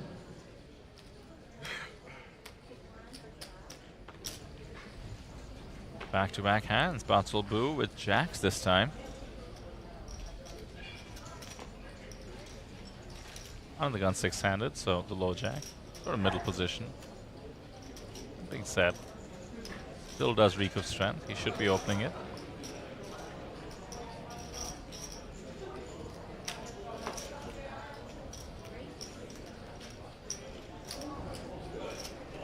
Jacks, such a nice hand. Should find resistance this time. A flat on the button. Ace-10. Octoman doesn't get too frisky, and the tiny stack now Had to commit 2 bigs in the form of the blind and the ante. Just one more to speculate. Seems like he's coming along.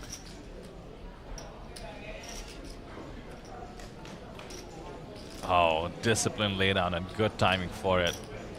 Gets to see a ton of hands for free now. Would rather have his stack being put to better use in future hands. Jack, Jack 3. How about quads on hand number 26 on day number 1 of our streaming schedule? Wow, look at that. Goes for the check and gets the snap bet from Niam. 150k into the middle. What a feeling, and in comes the Hollywooding. Yeah, a reluctant call. Didn't tank too much with it. I like it. It's convinced me so far. Surely looking to check this on the turn no matter what comes, and now does Niam want to fire another barrel? He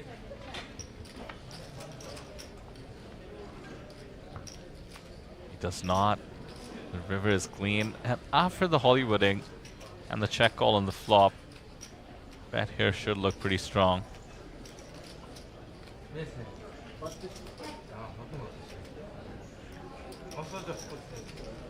I'm very curious about how much live experience Batsal Blue has. He looks quite comfortable. I don't know if those smiles are voluntary or not. There's another one. I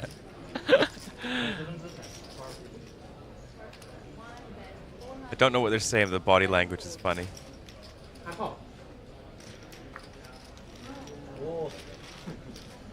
Niam is like, cool. I gave you 150k. Be happy with that.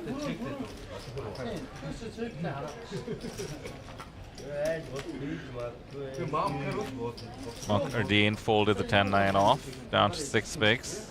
Didn't have a target on his back. 1200 USD guaranteed to everybody on the table.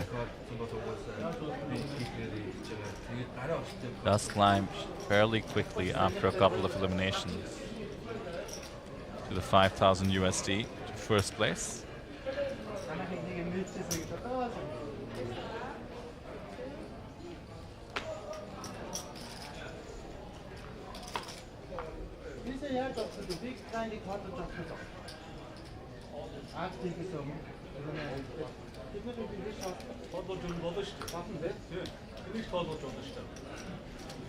All right, 5-4 suited get in the mix. Very fun hand to play.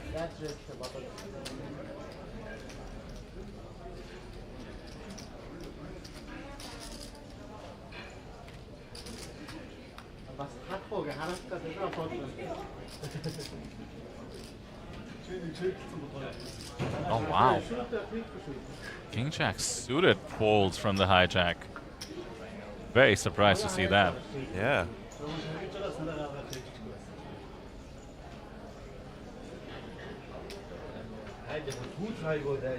I am doing a tally. Is this to raise?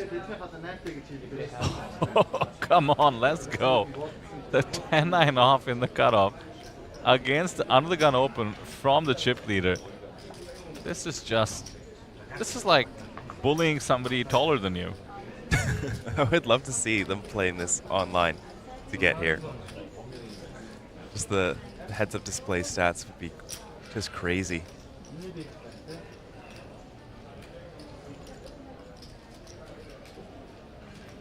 Six-three suited in the big should hit the muck shortly. And now Bayar. Alright, 1 minute, 1 in. Is this an ego battle? He's cutting out calling chips. Players, please come back to your table. We're starting again less than 1 minute.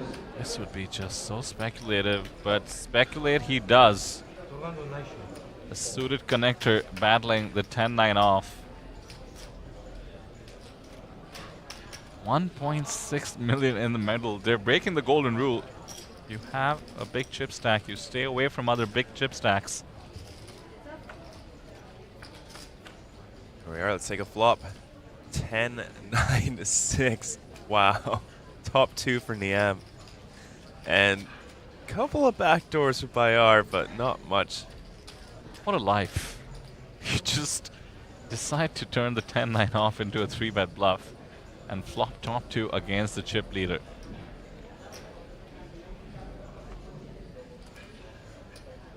I hope he goes tiny here. Looks kind of big. The last time he bet big, he had top 2 as well. Especially when he just banged the chips onto the table like that. As Bayar picked up on that. Oh, it is a small bet, Sam. Nice. 340. Could be just the right price for Bayar to continue with the backdoors. Look at that, he's reaching for chips. I hope for his sake it's not with the intention to raise. And the call would be a bit of a donation. 9% equity is all he has. Just looks like an IAM has an overpair, and as a result, Bayard lets it go.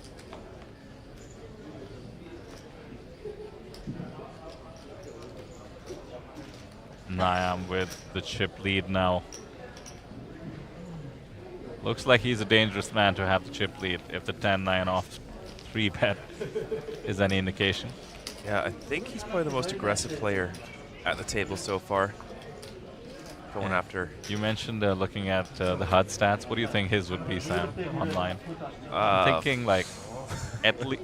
I'm thinking most people's VPIPs would be his 3-bet.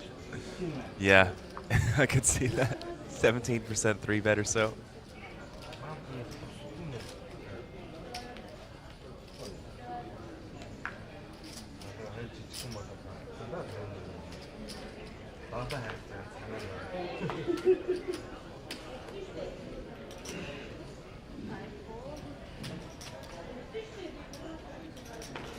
Patty Wright in chat, echoing other people's sentiments, says, how fast can I get there? Pretty fast, actually, Patty.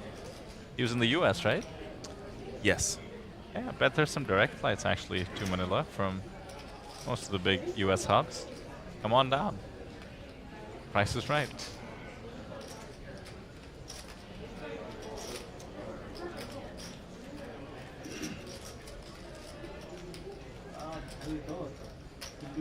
So you mentioned you've been off the YouTube game for a bit, having not been playing poker. Is that something you miss when you haven't done it in a while? Yeah, I do miss it quite a bit. So different from playing, state the obvious, but it's a grind in itself, I'm guessing. Does it become fun after a while? Playing? No, like shooting, editing. I prefer that over playing, actually. Oh yeah? Yeah. Oh wow. Does it unlock the creative side of you? A little bit, yeah. I could see that. Yeah, the cash games are, they get monotonous when you do it for so long. Have you considered making more of a commitment to MTTs? Yeah, recently. Certainly much less monotonous. Yeah, I'd agree.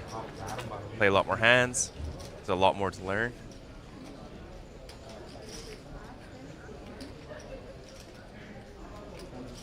Pretty good flop. Queen 10, both players have a gut shot.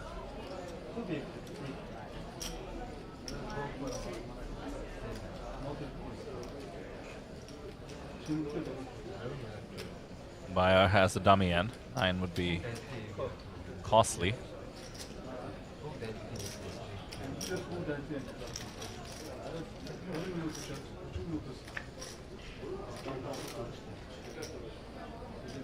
Four of diamonds on the turn. Brick of all bricks. The spot you'll see Queen 10 go into the check calling mode, but Vatsal Boo seems to know he's ahead, and he's correct. I think the Queen is also giving him the confidence he needs.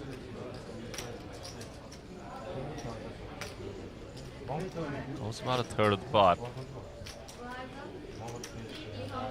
Playing a decent price for Bayard to the extent could be ahead against sort of those Broadway draws, hard draws.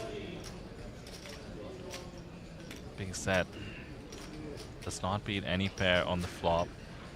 Has the dummy end of the gut shot.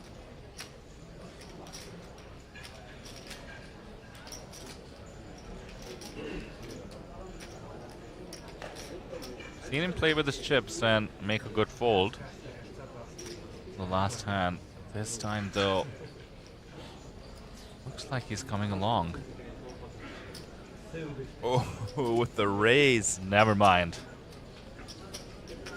Not only is he coming along, he's putting the pressure back on the shorter stack.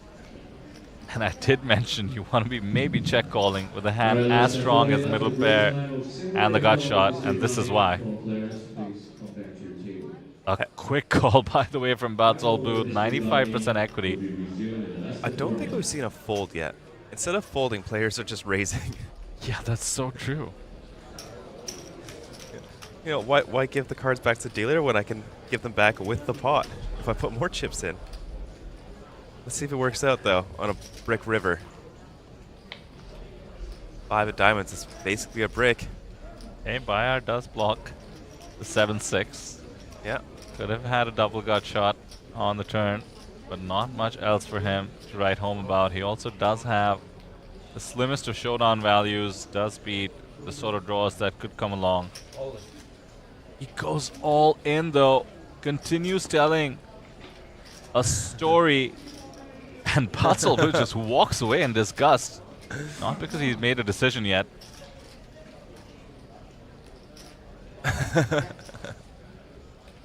What a play by Bayar. He's put his opponent to the test for all of it.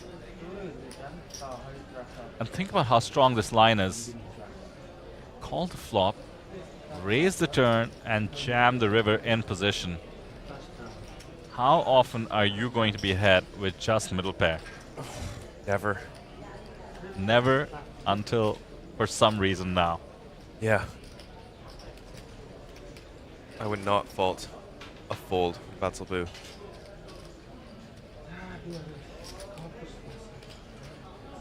Can he put the cape on and make one of the sickest hero calls?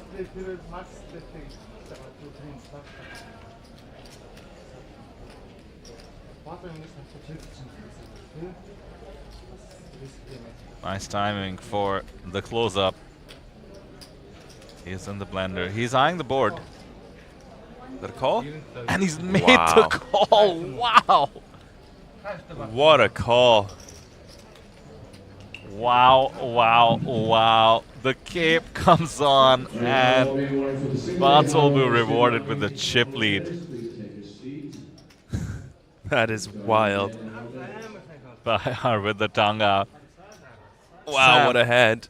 You know how everyone was like, oh, sign me up, I want to play poker in Mongolia? Yeah. Well, how do you feel about it now? I wouldn't want to be in either player's shoes in those hands. Both of them played it exceedingly well, and Batsolbu just making that sick hero call.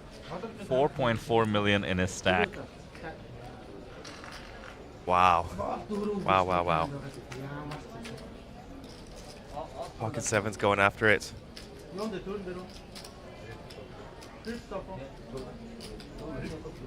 I like it for both players. Crazy. But Bayar is still in it. 945,000 in chips. Close to what he started the day with. Yeah, but what a roller coaster. Always appreciate the fearless bluff. He had such a dominating stack not too long ago. We're only 28 hands in.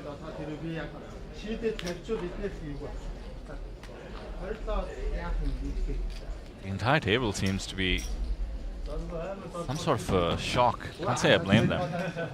Second day Harold is rebounding new blinds. 1200, 2400, second day Harold is rebounding. Blinds are going up. 1200, 2400, 2400 for the entry. Total skills of second day Harold is rebounding. Please shove up in there. 나만이 등해줘.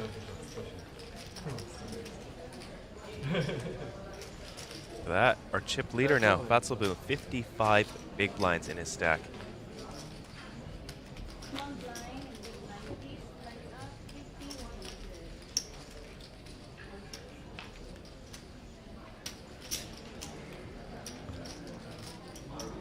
선생님 다 봤는데 마다 이렇게 제일 기침 기대. 야, 되게 리스키. 누가 제일 기침 안 봤어?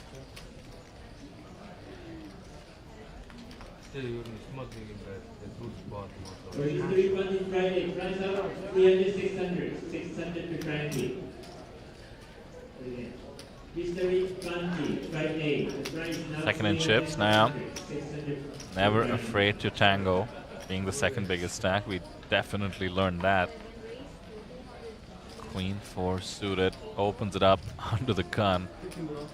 Do not try that at home, unless you're from Mongolia, apparently. Yeah. Pocket jacks for the short stack. He's been patient, time to get it in. And Niam's going to be priced in, by the way. Oh, yeah. He's going to Yeah. show down what he's opening. He's never mind, maybe not. Ang Chagal wakes up with ace queen suited. And the big. Just a call. This is tricky. I am now still getting... Oh, never mind. I apologize. He's actually gone all in, so... I can save some face.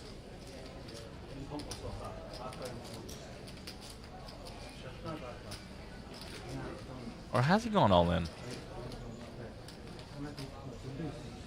No way. I actually thought I heard call, which would justify Niam looking at a stack. But if Ang Chagal has gone all in, which also seems likely, I don't know that Niam has much to Hollywood about here. He can simply let his lose open go. Yeah, that's what happens. So a classic flip. Jacks at risk.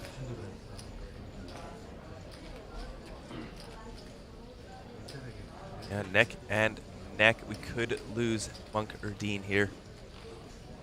And number 29. This would still be on pace for an elimination and orbit.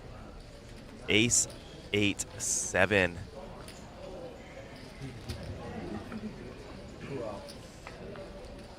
Six of spades on the turn. Need a jack and only a jack to save Monk or Dean here. No, that's not going to do it. And Ankh Jargal, ace queen suit, is going to pick it up, adding 2.7 million to his chip stack. We lose Monk in 6th place. Can I just cheekily point out that Queen 4 would have made the best hand?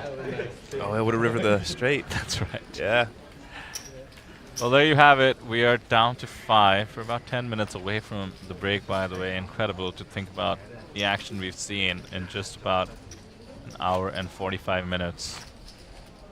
Okay, we're going to continue to see an elimination in orbit. We're on hand 29. It'll be 35. Will be the next Oof. orbit. Well, there's a 9 big blind stack in there. Certainly could be on the cards. I mean, there's not a single holding that hasn't been opened to my surprise, or 3-bet, or raised. Certainly one of the most action tables we've seen in a long, long time.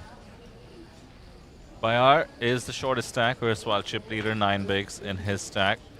Monk Tuman, 10 bigs in his, so 2 shorties really.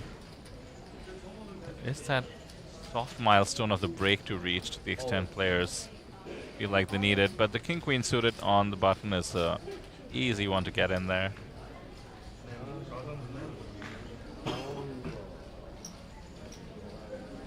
Jack 7 suited. Should be an easy laydown. Yeah.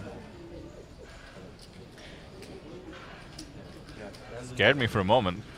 He was just resetting his chips, but it looked like he was grabbing a stack. Not the moment, Nangjagal. You have Jack high.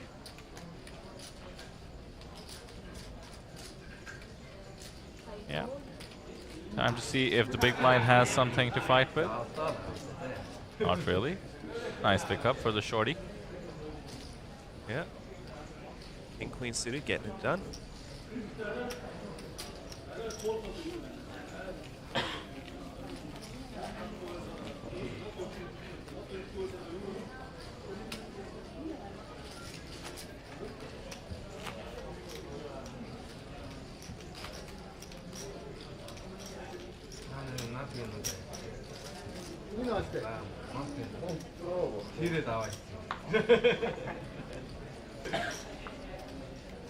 So we've got Halloween coming up in just 2 days, Vidir. Do you have that's your right. costume? You know, I didn't plan for this. What about you? I did not plan for it either, but on my way in I saw they were doing face paintings for Halloween. Fortunately, the only day they're doing it is November 1st. Ooh. Right after? Yep, right after.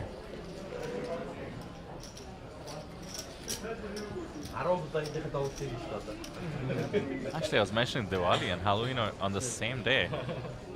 Does Diwali change dates? Yeah, it does. There's a sort of a Hindu calendar, but I'm just thinking the Diwali parties in India this year must be wild because, much like a lot of the East, Halloween is just so fun that they tend to sort of co-opt it and have Halloween parties in India as well.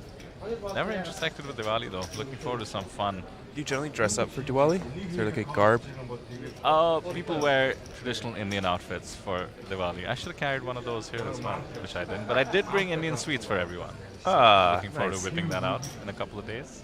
Do you think people are going to wear the traditional Indian garbs or Halloween costumes? Yeah, I mean, if I'd carried my kurta, it could have counted as both, I suppose. But Yeah. I mean, back home. yeah, back home, I think people will still wear traditional Indian garb. Yeah.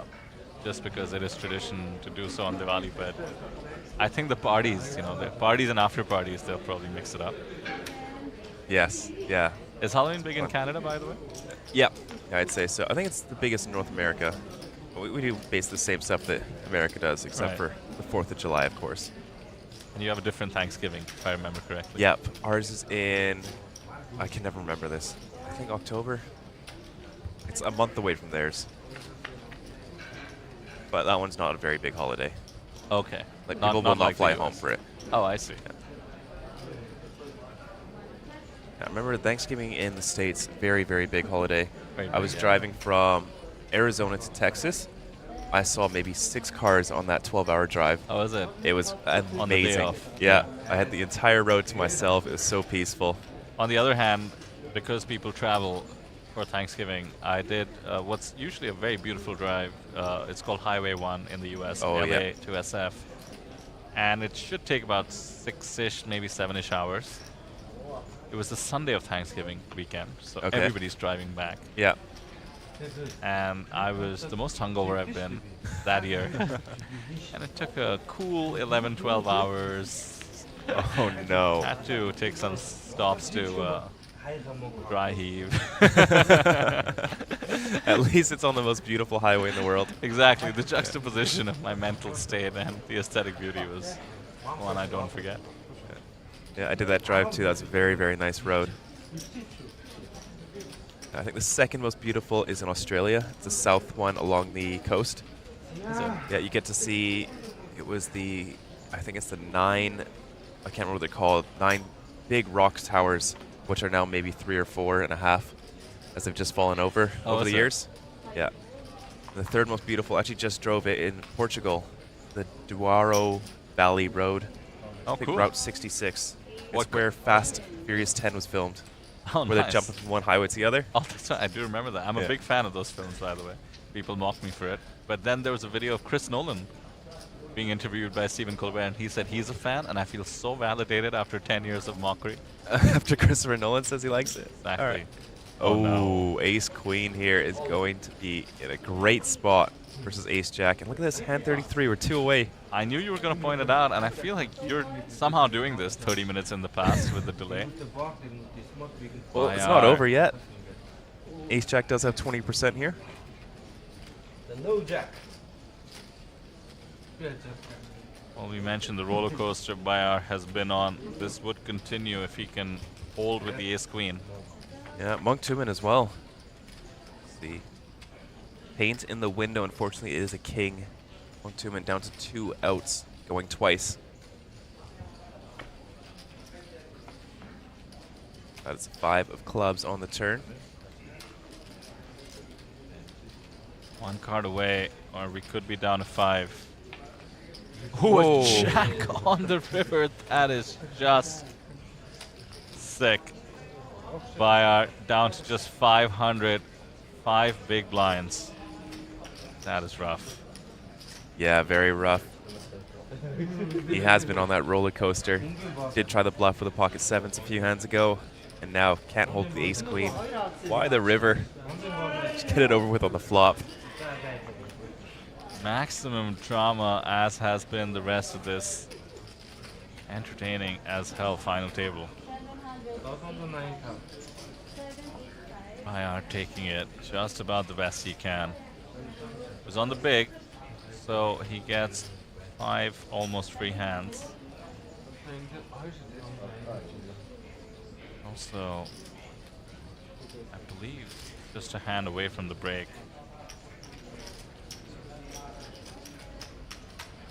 Oh, Patty in chat asking where in Texas I was. I was going back and forth through Dallas, Houston, and Austin. I'll most likely be going back to Dallas this year, and a little bit of Houston as well. All to play. Yeah. Heard of some fun card rooms there, including, of course, the famous Lodge. Yeah. That Lodge is nice for Dallas, and then Houston for live streams down over at Champions Club, which I actually just found out Phil Hellmuth is part owner. Okay. Is that why he's wearing merch that says champion? Or I just thought that was Yeah, just Phil probably. Hellmuth being a champion, you know? It could be a bit of both. But I should have known, because Phil Hellmuth is not one to waste clothing without monetizing it. Oh, no. No. He's got the, is it the Arya hat he always wears? Yeah, amongst many others. Yeah.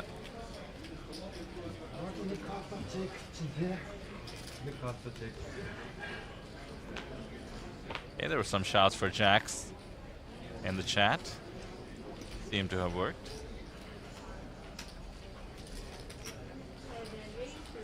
So one hand away from the break, as I mentioned, and Niam is just playing what I now suspect is his favorite hand, 10-9 off. Sevens just jams it. Nice timing too. This one's certainly gonna go through from the aggressor. Only depends if the blinds wake up with a hand. They do not.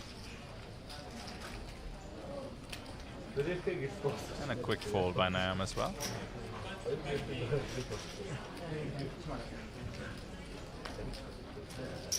Oh, I just moved to the other side.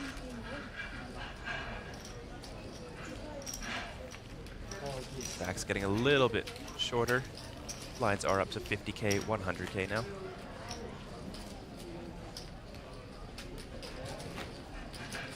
Last hand before the break.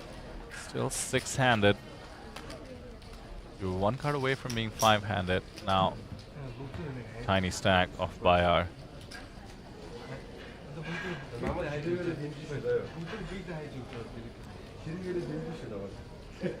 Bayar still having fun. Locked up $1,200 and the main event. This is the final hand for an elimination. Otherwise, we will not be on pace for an elimination orbit. Oh, wow. Ace-10 just gets out of there. Oh, wow. And he just looked at everybody else's cards, I suppose. Matsolbu had pocket queens. His now signature smile. He's opening it up.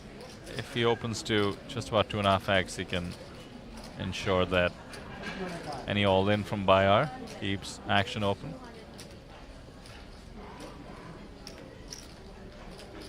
Almost precisely what he does, but Bayar just has 6 high. Ace-10 also for Niam. Just a call. Surprised to see that as well.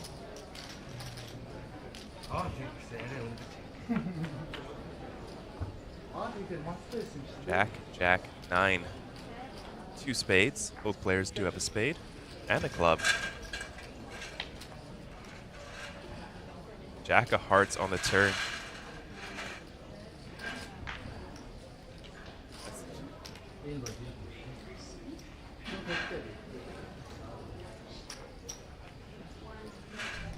Full house locked for the queens, but now the jack an extra out for the ace-10. Do not blame the call here one bit. Ace-high is going to be ahead fairly frequently. I'm slightly rooting for the jack, I must admit. The king, though. Pain but no cigar. The queens have the check mark, and now, I suspect, with the king on the board. Yeah, doesn't value bet it. Shows it down, picks up a nice little pot, and has over 4.5 million. A clear chip leader, a clear short stack. Plenty of dynamics as we head into the first break. What a table it's been, one of the most entertaining ones I've ever seen. So I suspect none of you will leave us. Stay with us 10 minutes and we will see you after the break.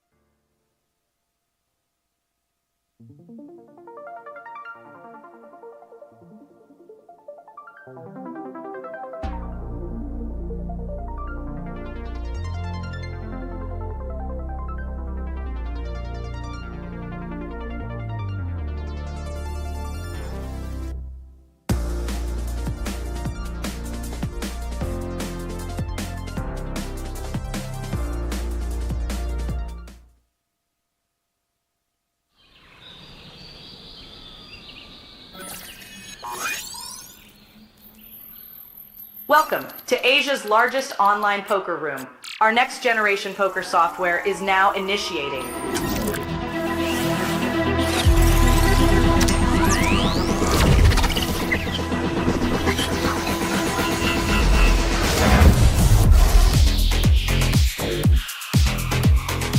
Elevate your online experience with a wide variety of poker variations to choose from.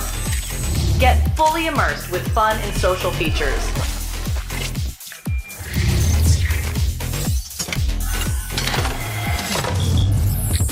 Level up your game with PokerCraft and Smart HUD. Unlock a wealth of rewards including cashback, bonuses, and jackpots.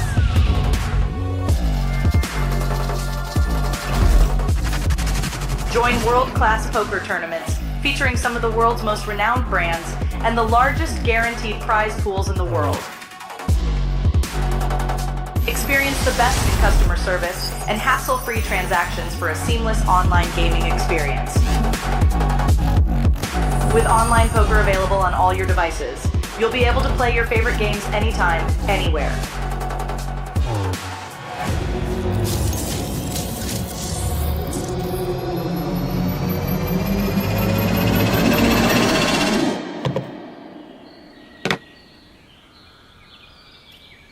Sign up now and elevate your online poker experience today.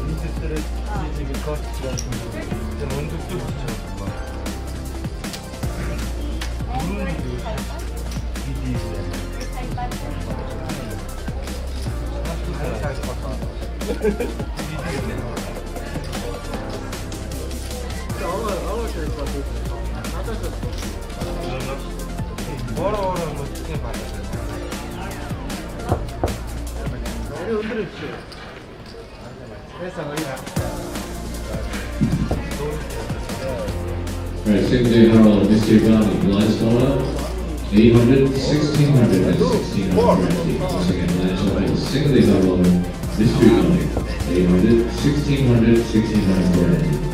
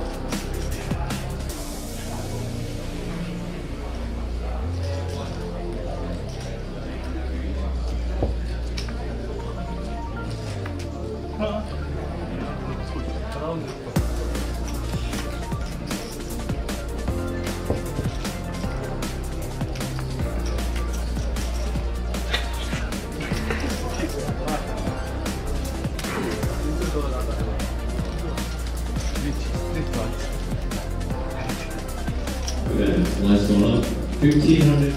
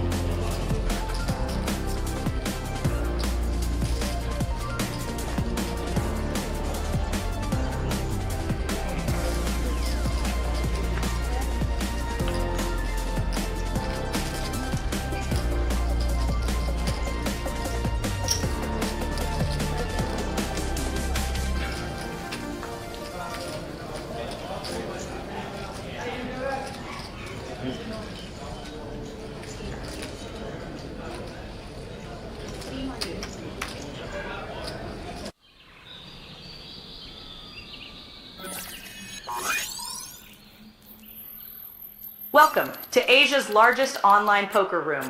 Our next generation poker software is now initiating.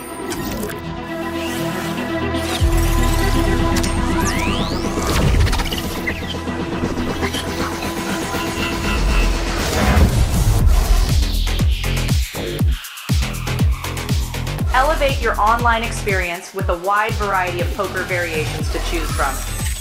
Get fully immersed with fun and social features.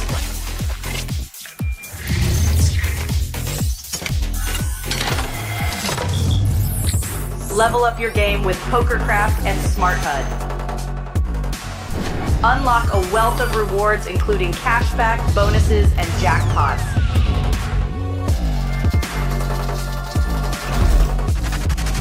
Join world-class poker tournaments featuring some of the world's most renowned brands and the largest guaranteed prize pools in the world.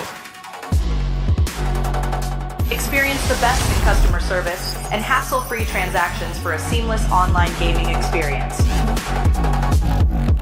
With online poker available on all your devices, You'll be able to play your favorite games anytime, anywhere.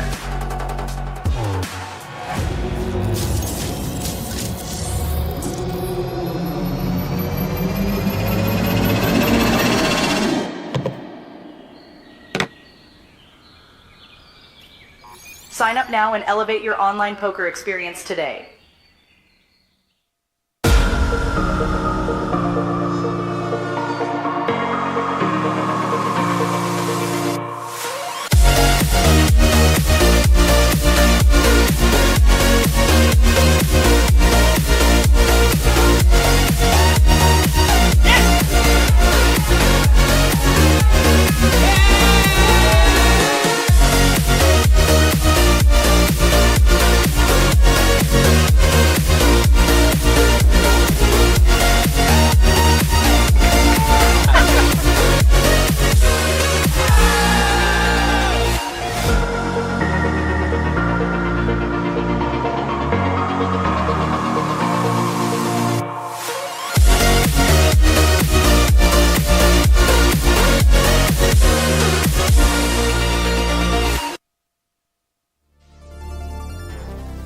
Hello and welcome back to the APT Manila 2024 Mongolia Poker Cup Season number 2. We have seen 4 eliminations in the first 2 hours of play, and now we're back for another 2 hours, and I'm joined by Stephen Lai. How are you doing today, Stephen? Hey Sam, long time no see. I am doing this remotely in Hong Kong, not having the privilege of being next to you, Sam. Oh, that's okay. I will be seeing you shortly in Hong Kong, hopefully. And you've got other stuff going on. Lovely. Yeah. But I did catch a little bit of the stream earlier. It's interesting, huh? It's some very gutsy playing going on here. Very, very gutsy. These guys are not afraid to go after it, and they don't really care about their hands. They just want to come here, battle it out, throw some chips around, and they're having fun, playing fast. I'd love to see it. It's fantastic. And I have also noticed what you said earlier about them playing fast. And they do play very fast. Yeah. Love that. So let's have a look at the payout. Top price is actually 5,000 USD, which is, quite a lot of money for a little free roll, isn't it? Second price, 3,300 USD. Third price, 2,200. Fourth, 1,700, and then the next payout is 1,400 for fifth. Yeah. Who do you fancy so far, Sam? Have you got anyone that you feel like is playing particularly well? Oh, you know what? I haven't even thought about that. I don't think I've got a favorite right now. They're all playing just as equally crazy, going after it. I think it's just anyone's right now. Fantastic. And the structure seems, reasonable, isn't it? Like, it's not like a super silly turbo. There's still a lot of play to play for. Yeah, we started the day off with the 47 big blinds average stack, and we're still around 30-ish by now. So, still quite a bit to play for. 30 big blinds is deep stack for tournament. Is it?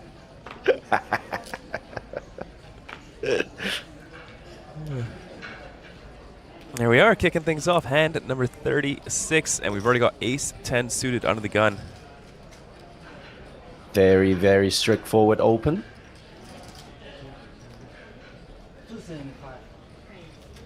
You guessed it. There it is. Ooh, they like the slightly over 2 BB opens here. Yeah.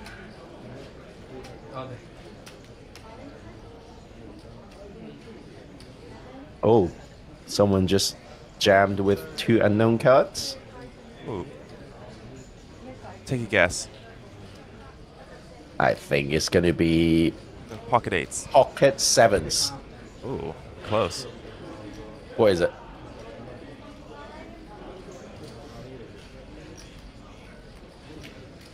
We'll have to Can you wait see the and card? see. No, not yet. Okay. Still unknown. Go on then. What do you think it is? Pocket 8s. Oh, you cheeky. Haha. It's not pocket 9s or pocket 10s because of removal. Yeah. Yeah. We might never find out because ace 10 could fold here. 22 Yeah, bigs. yeah, actually. Very Massive likely. jammer. 잡았대. 아니, 한 맞다 뒤지고. 그거다 아트시트. This is gonna kill me. I don't think we're gonna find out. It's like the last hand in rounders. We never got to find out what Teddy had. Oh yeah, I never thought about that.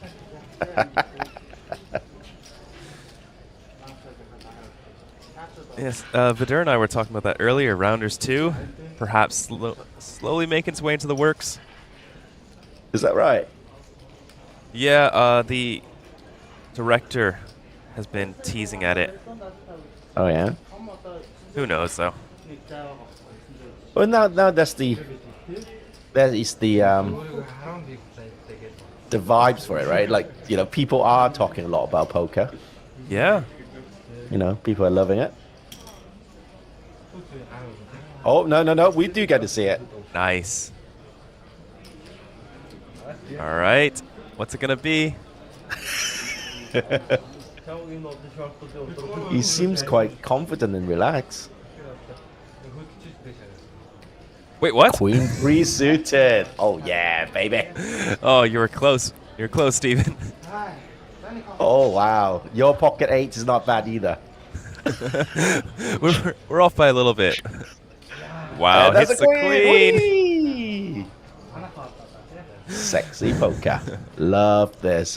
Love this. This Has is to fade an fantastic. ace or a jack.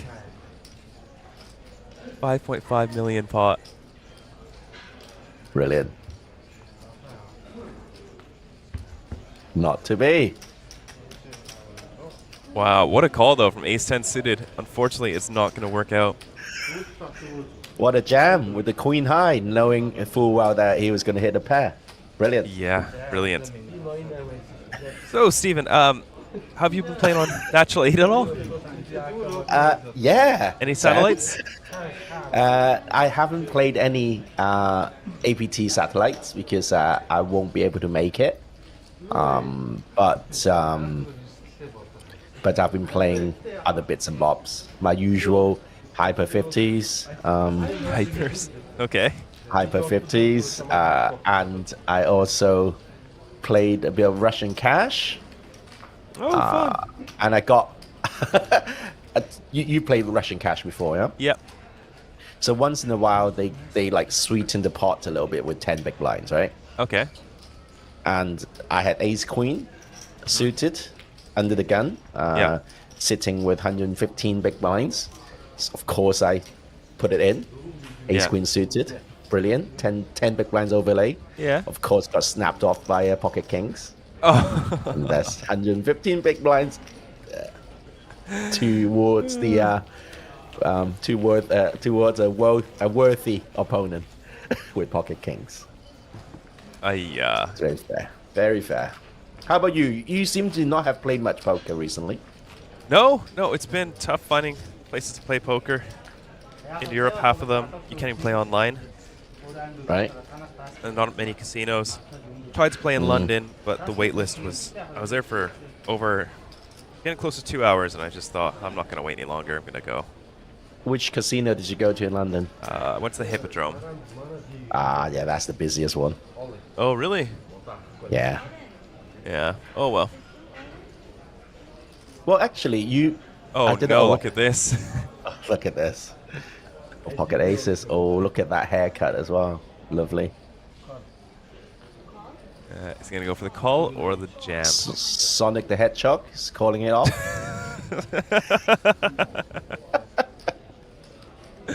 Do you miss me, Sam? I do. No, I mean no offense here. You know, it's just I like to see the beauty in everyone. All right, Barcelona, Yeah. but Zulu Boo is thinking about King 3 suited. It's not too much more. Like another 2.6 big blinds to call. Pretty good price. Yep.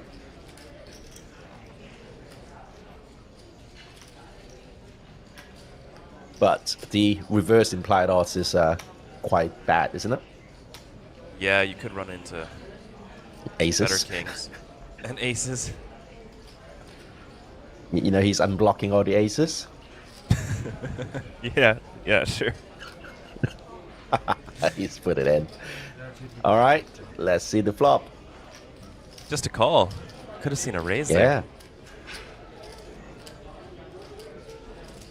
Wow, 10-8 suited under the gun, jamming. Okay, so with the new TDA rules, it's no longer anti-first. That means when you're the big blind, when you're when you have fewer than 2 big blinds, you actually get to win something. Yeah. So the pressure is not as high. Ooh, Whoa. oh, open-ended for the king high. Yeah. Bayer's got shots, no good.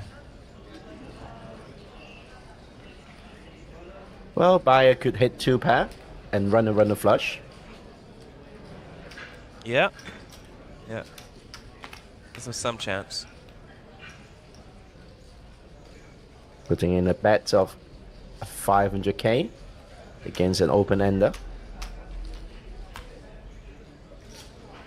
We see a It's call. good to call it.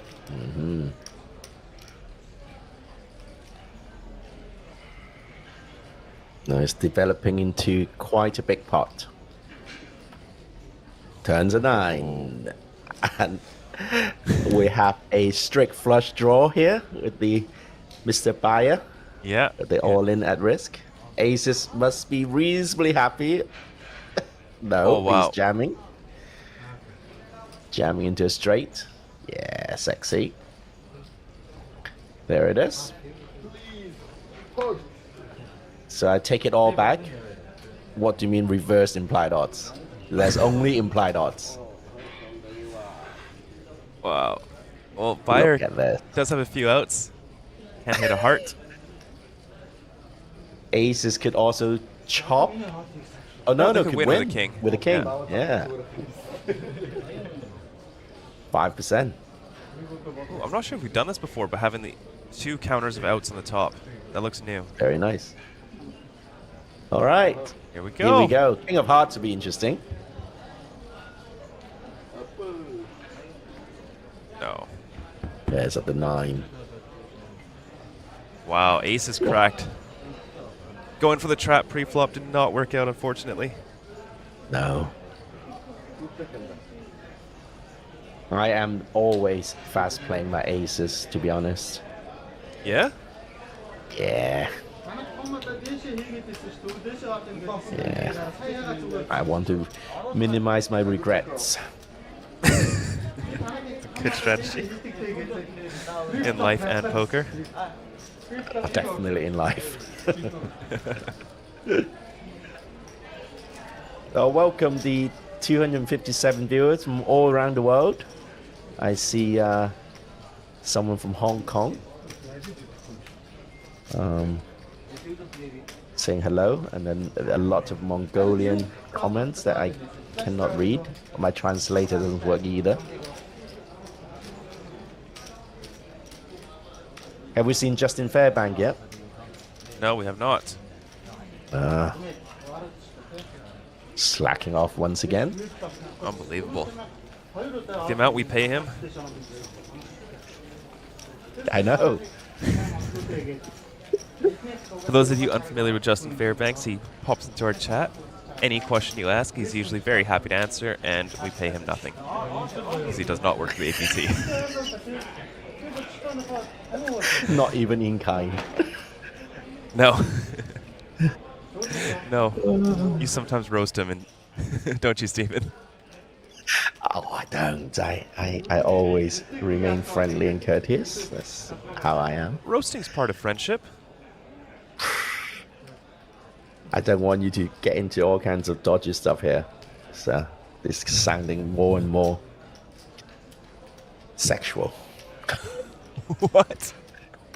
Roasting? Roast, not spit roast, Stephen. Oh, wow! You getting? Hey, someone's getting our free labor joke. Well done. Hi, Cash. How are you?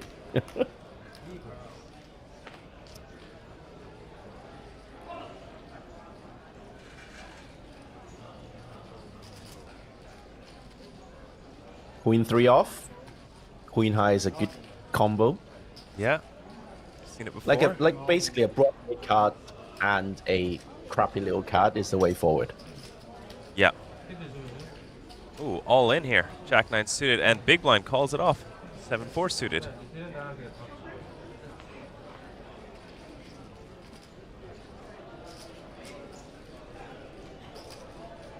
Wow, look at that. I mean, that's just a classic flip after a classic flip. Yep. Yep, classic as always, as ever. As ever. As classic as the APT Taipei Classic. Oh, Flop no hope comes for a jack. 7-4. 2%.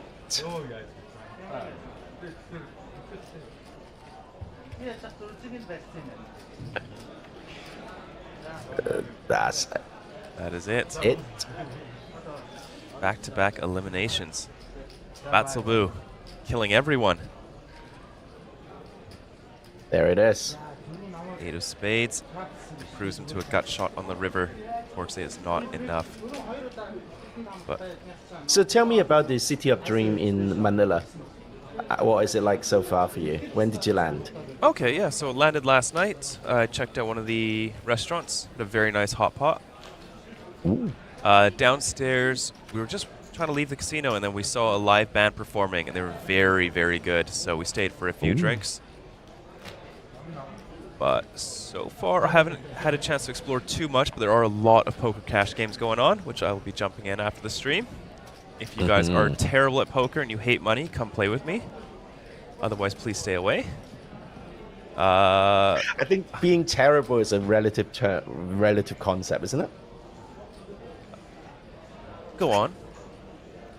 I mean, you know, it's you're not terrible. It What I depends. meant.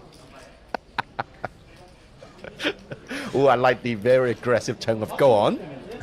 that was like a bloody headmaster. Go on, lie. Go Spit on. it out.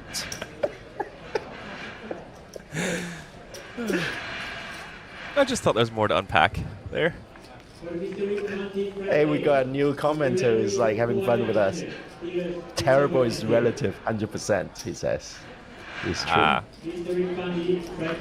It's true. Now 400, 800.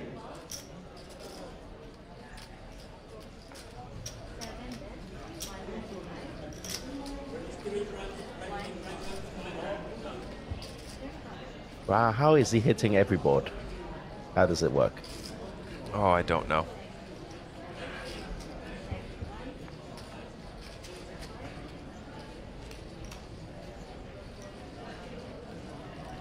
Ooh, he's gonna go for the bluff. He's getting snapped off.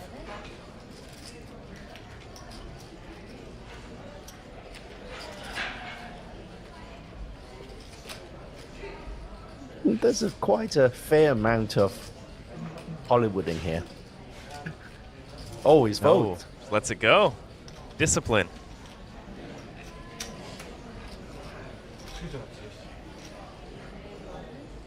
Down to the last three.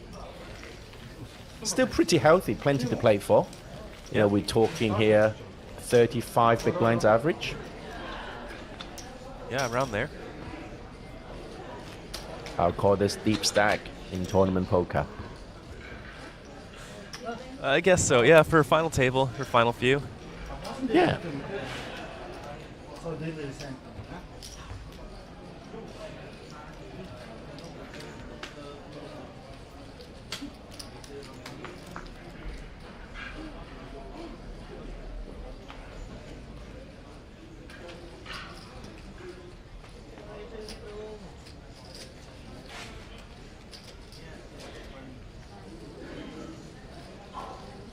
Oh, here we Oh, go. legitimate King Jack. hand.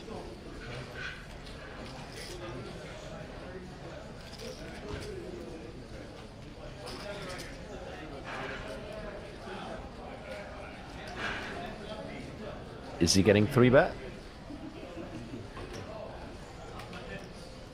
He is getting 3-bet.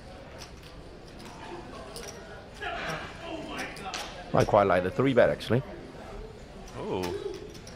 Goes for the call.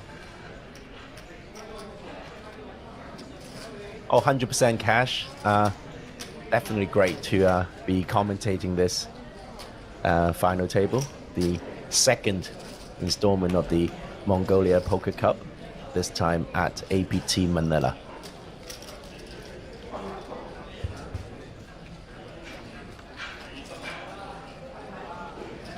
Flop comes 2 hearts, 10, 7, 5. King Jack is still ahead. Turns a 7 of clubs, really relevant for both players. Oh, check, check. And 4 of clubs on the river. There we go. There you go. No, come on, it's okay. Don't have to show. Wow, King Jack, nice pickup. Over 1 million chips in that pot.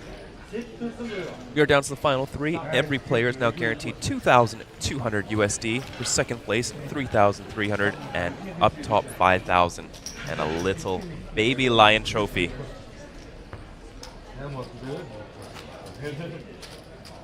Do all the final tablists get a main event ticket also, or is it just for the prize pool? Do you know?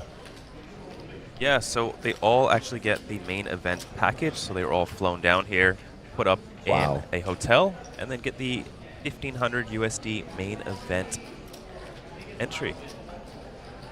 That's quite. So this is a pretty big final table, isn't it? You know, Yeah. we're talking up top, like, you know, you end up picking up almost $8,000, maybe $7,000 worth of Only a bit prizes more. and money. You know, they flew from Mongolia, hotel, 100 a night USD.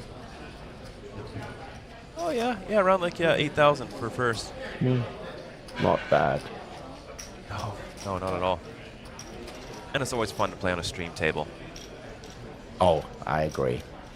We have one waiting for you, young Sam, Do you? in Hong Kong. Yes. I'll let you know People when are I'm gonna be queuing there. up. People are queuing up to see how terrible they are. That's never good when there's a wait list because I'm showing up. You know, you said something about London having a 2-hour wait list. You know why? Oh boy. Flop comes King 9-5. So terrible's not relative in this sense. Applies to my jokes also, of course. Well, 10-4 going for the call here. The out of position Oh, knowing float, that you hit a 4. but it's no good. I know, but Check, you check. hit the 4 now. No, come on. Oh, how does he do it? Genius. Bloody genius. Genius. He's from the future. Look at that. He's the Terminator traveling back in time. He knows. That's the 10 on the river. Oh, just a call. Because the flush completes on the board, right? Maybe.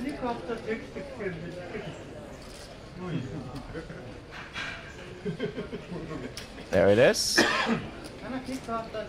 The rich got richer. And Wow. the short stack is down to 6.7 big blinds.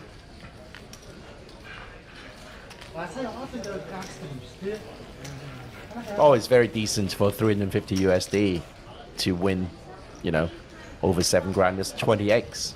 It's very good. Very, very good. Main event's better though. In Taipei, 1,500 USD buy-in. First place took home, I think, 500,000 USD. Could not have gone to a nicer guy either. Renee von Redden from Germany. An accidental champion, some might say. Yeah, he was just on vacation. Stopped by for a couple days to play some poker while on his trip and takes down the main event.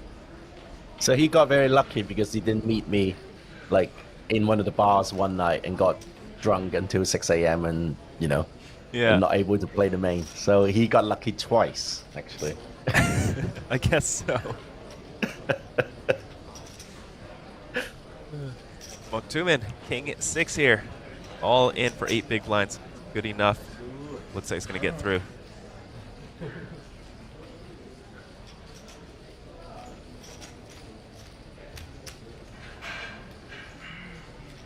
All right, yeah, still some Blinds pretty have deep gone up. stacks.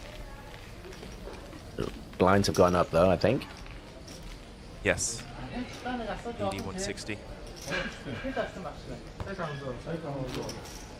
More to play for now. So I'm actually paying more attention when I am commentating, just in case I get clipped for one of those beautiful shorts that the media team makes for APT, for the APT channel. Oh, yeah. Yeah, they do very good job actually. Like just Yes. capturing that feeling, the energy of all the APT final tables. Yes, yes, I agree. Praises where praises are due.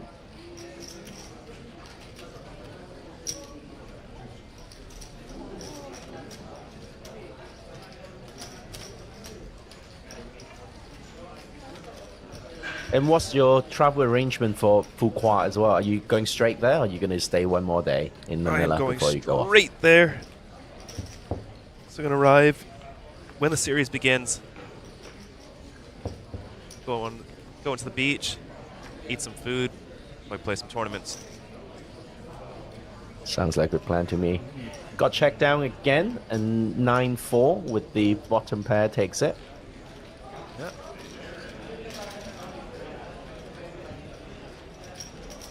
I think we're down the final straight here for these 3 players. It just takes one hand where the cards just kind of align and the Cards inevitable. don't have to align, Stephen. They do. The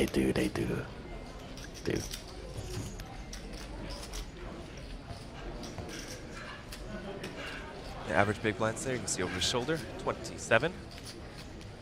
So you've been in Europe apparently, right? Yeah. So you haven't had much Asian food for a while. No, just pasta and pizza. Oh, that sounds so good. Very good. There we are, king, queen, all in here in the small blind. Legit. Yeah. 8.4 big blinds. Whoa. A7. Was that like a snap call? Oh no, there it is. There it is.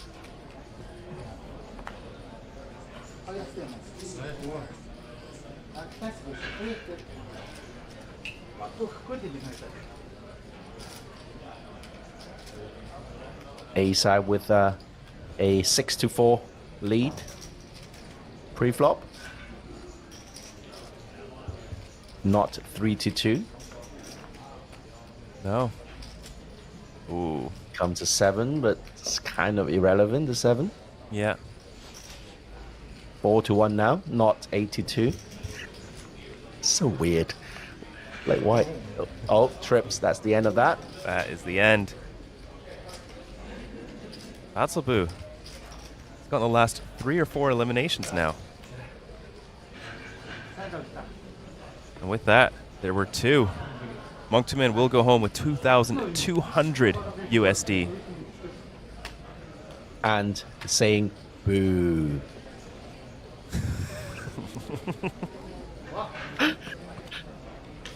Oh dear. Relative, it's all relative. Right, we have a heads-up match. 45 big blinds versus 32. This could last hours. Yeah, it's deep. Very deep for heads-up. Usually you see like maybe 15 versus 30 something. Mm-hmm. Yeah.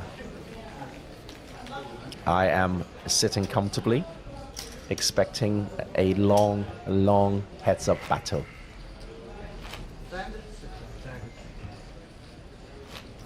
We shall see. We shall.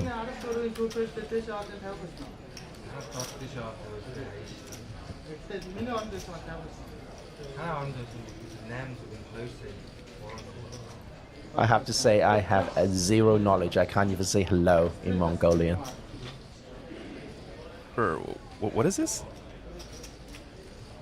probably hello. I don't know. I don't know that one, no. All right, ace-jack suited.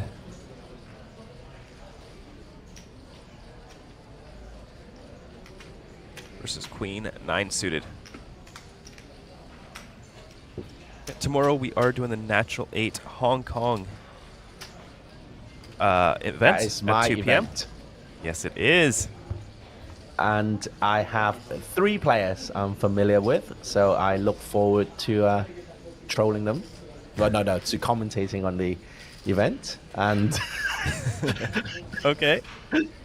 no, it's good. I've been texting them, saying good luck and everything. Look at this flop though. Queen 9 flops middle pair and a flush draw.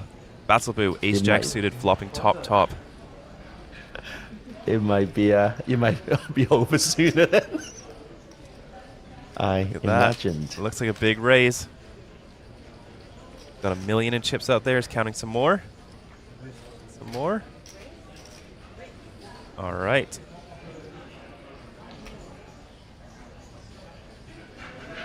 Have you noticed, Sam, that the flush draw is actually ahead in equity, Yeah. despite having only hit the second pair?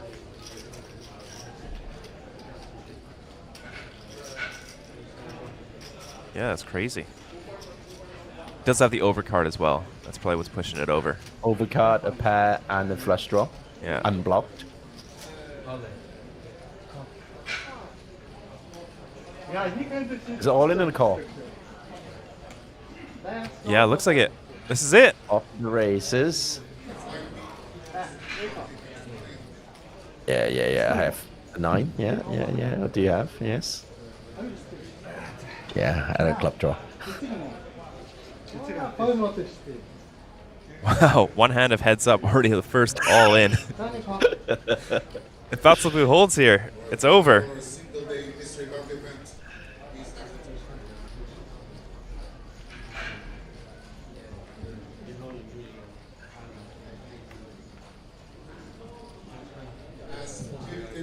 Turns a 4 of diamonds. Alright, secondly, Harold District Valley, we're getting into level 11. The blind stays the same, 1,500. And that's it. That's it. Wow, congratulations to our winner, Battleboo. 5,000 USD, as well as the mini Lion Trophy. He's Me, looking I'm still very getting happy. 3,300. And don't forget the main event package. Look at that. Yay! Congratulations, the second Mongolia Poker Cup winner. Very happy. Oh, fantastic. Yeah. Excellent stuff.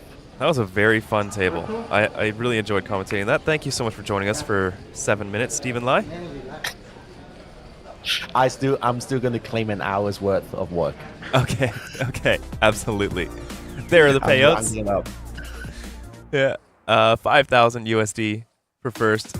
Not too bad. $600 for 9th place. Usually 3rd place is 500 in these events, but a bigger buy-in this time.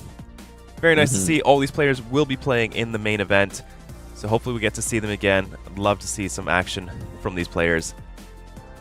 Oh, and judging by what we witnessed today, they are certainly going to give a lot of action. So, once again, may I remind the viewers to come back tomorrow at 2:30 for the Natural 8 Hong Kong exclusive in the afternoon. And then in the evening, that is the Beat the Queens challenge. Tell me more about that, Sam. 8 ladies will be playing against 1 fella, and for every person that the guy knocks out, they add $100 to the free roll on Natural 8. So it'll be a very fun event. I love these little mix-ups that we do every series, and this one has a cool concept. I like it. This guy, this lucky man, his name is Clayton Koo. He's been playing for a long time. I've known him since he started playing 50 cent $1 in Hong Kong. Very handsome devil, almost as handsome as you, Sam. Oh. And he will be as charming as ever amongst those 8 beautiful ladies. Fantastic. Well, that is going to wrap up day 1 of streaming. Thank you so much for joining us. Hit subscribe, hit like, and we will see you all tomorrow. Goodbye.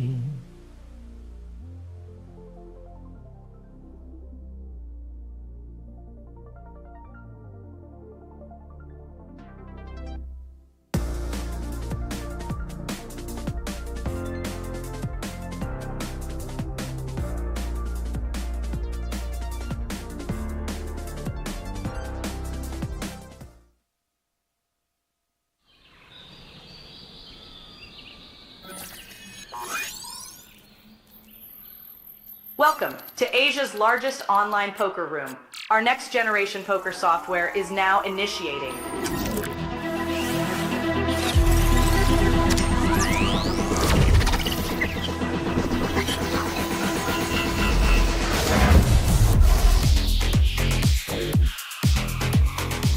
Elevate your online experience with a wide variety of poker variations to choose from. Get fully immersed with fun and social features.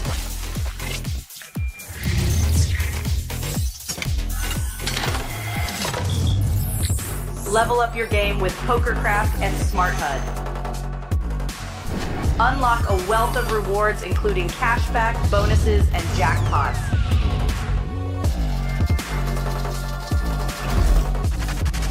Join world-class poker tournaments featuring some of the world's most renowned brands and the largest guaranteed prize pools in the world.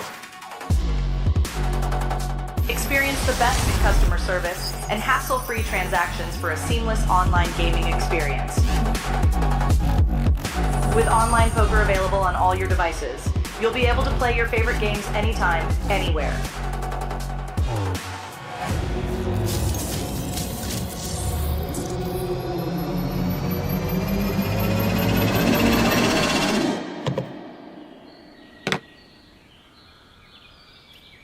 Sign up now and elevate your online poker experience today.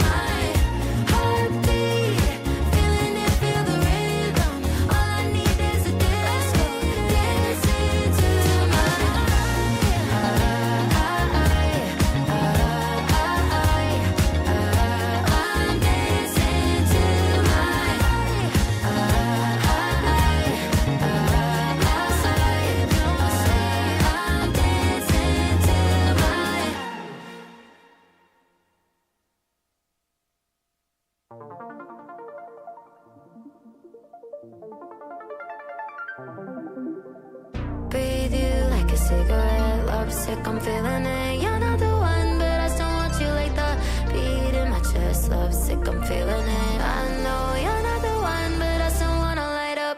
Babe, you like a cigarette. Love sick, I'm feeling it. You're not the one, but I still want you like the beat in my chest. Love sick, I'm feeling it. I know you're not the one, but I still wanna light up. Still want you in my body, still want you in my veins. Yeah, my mind's getting caught and set me off like a flame.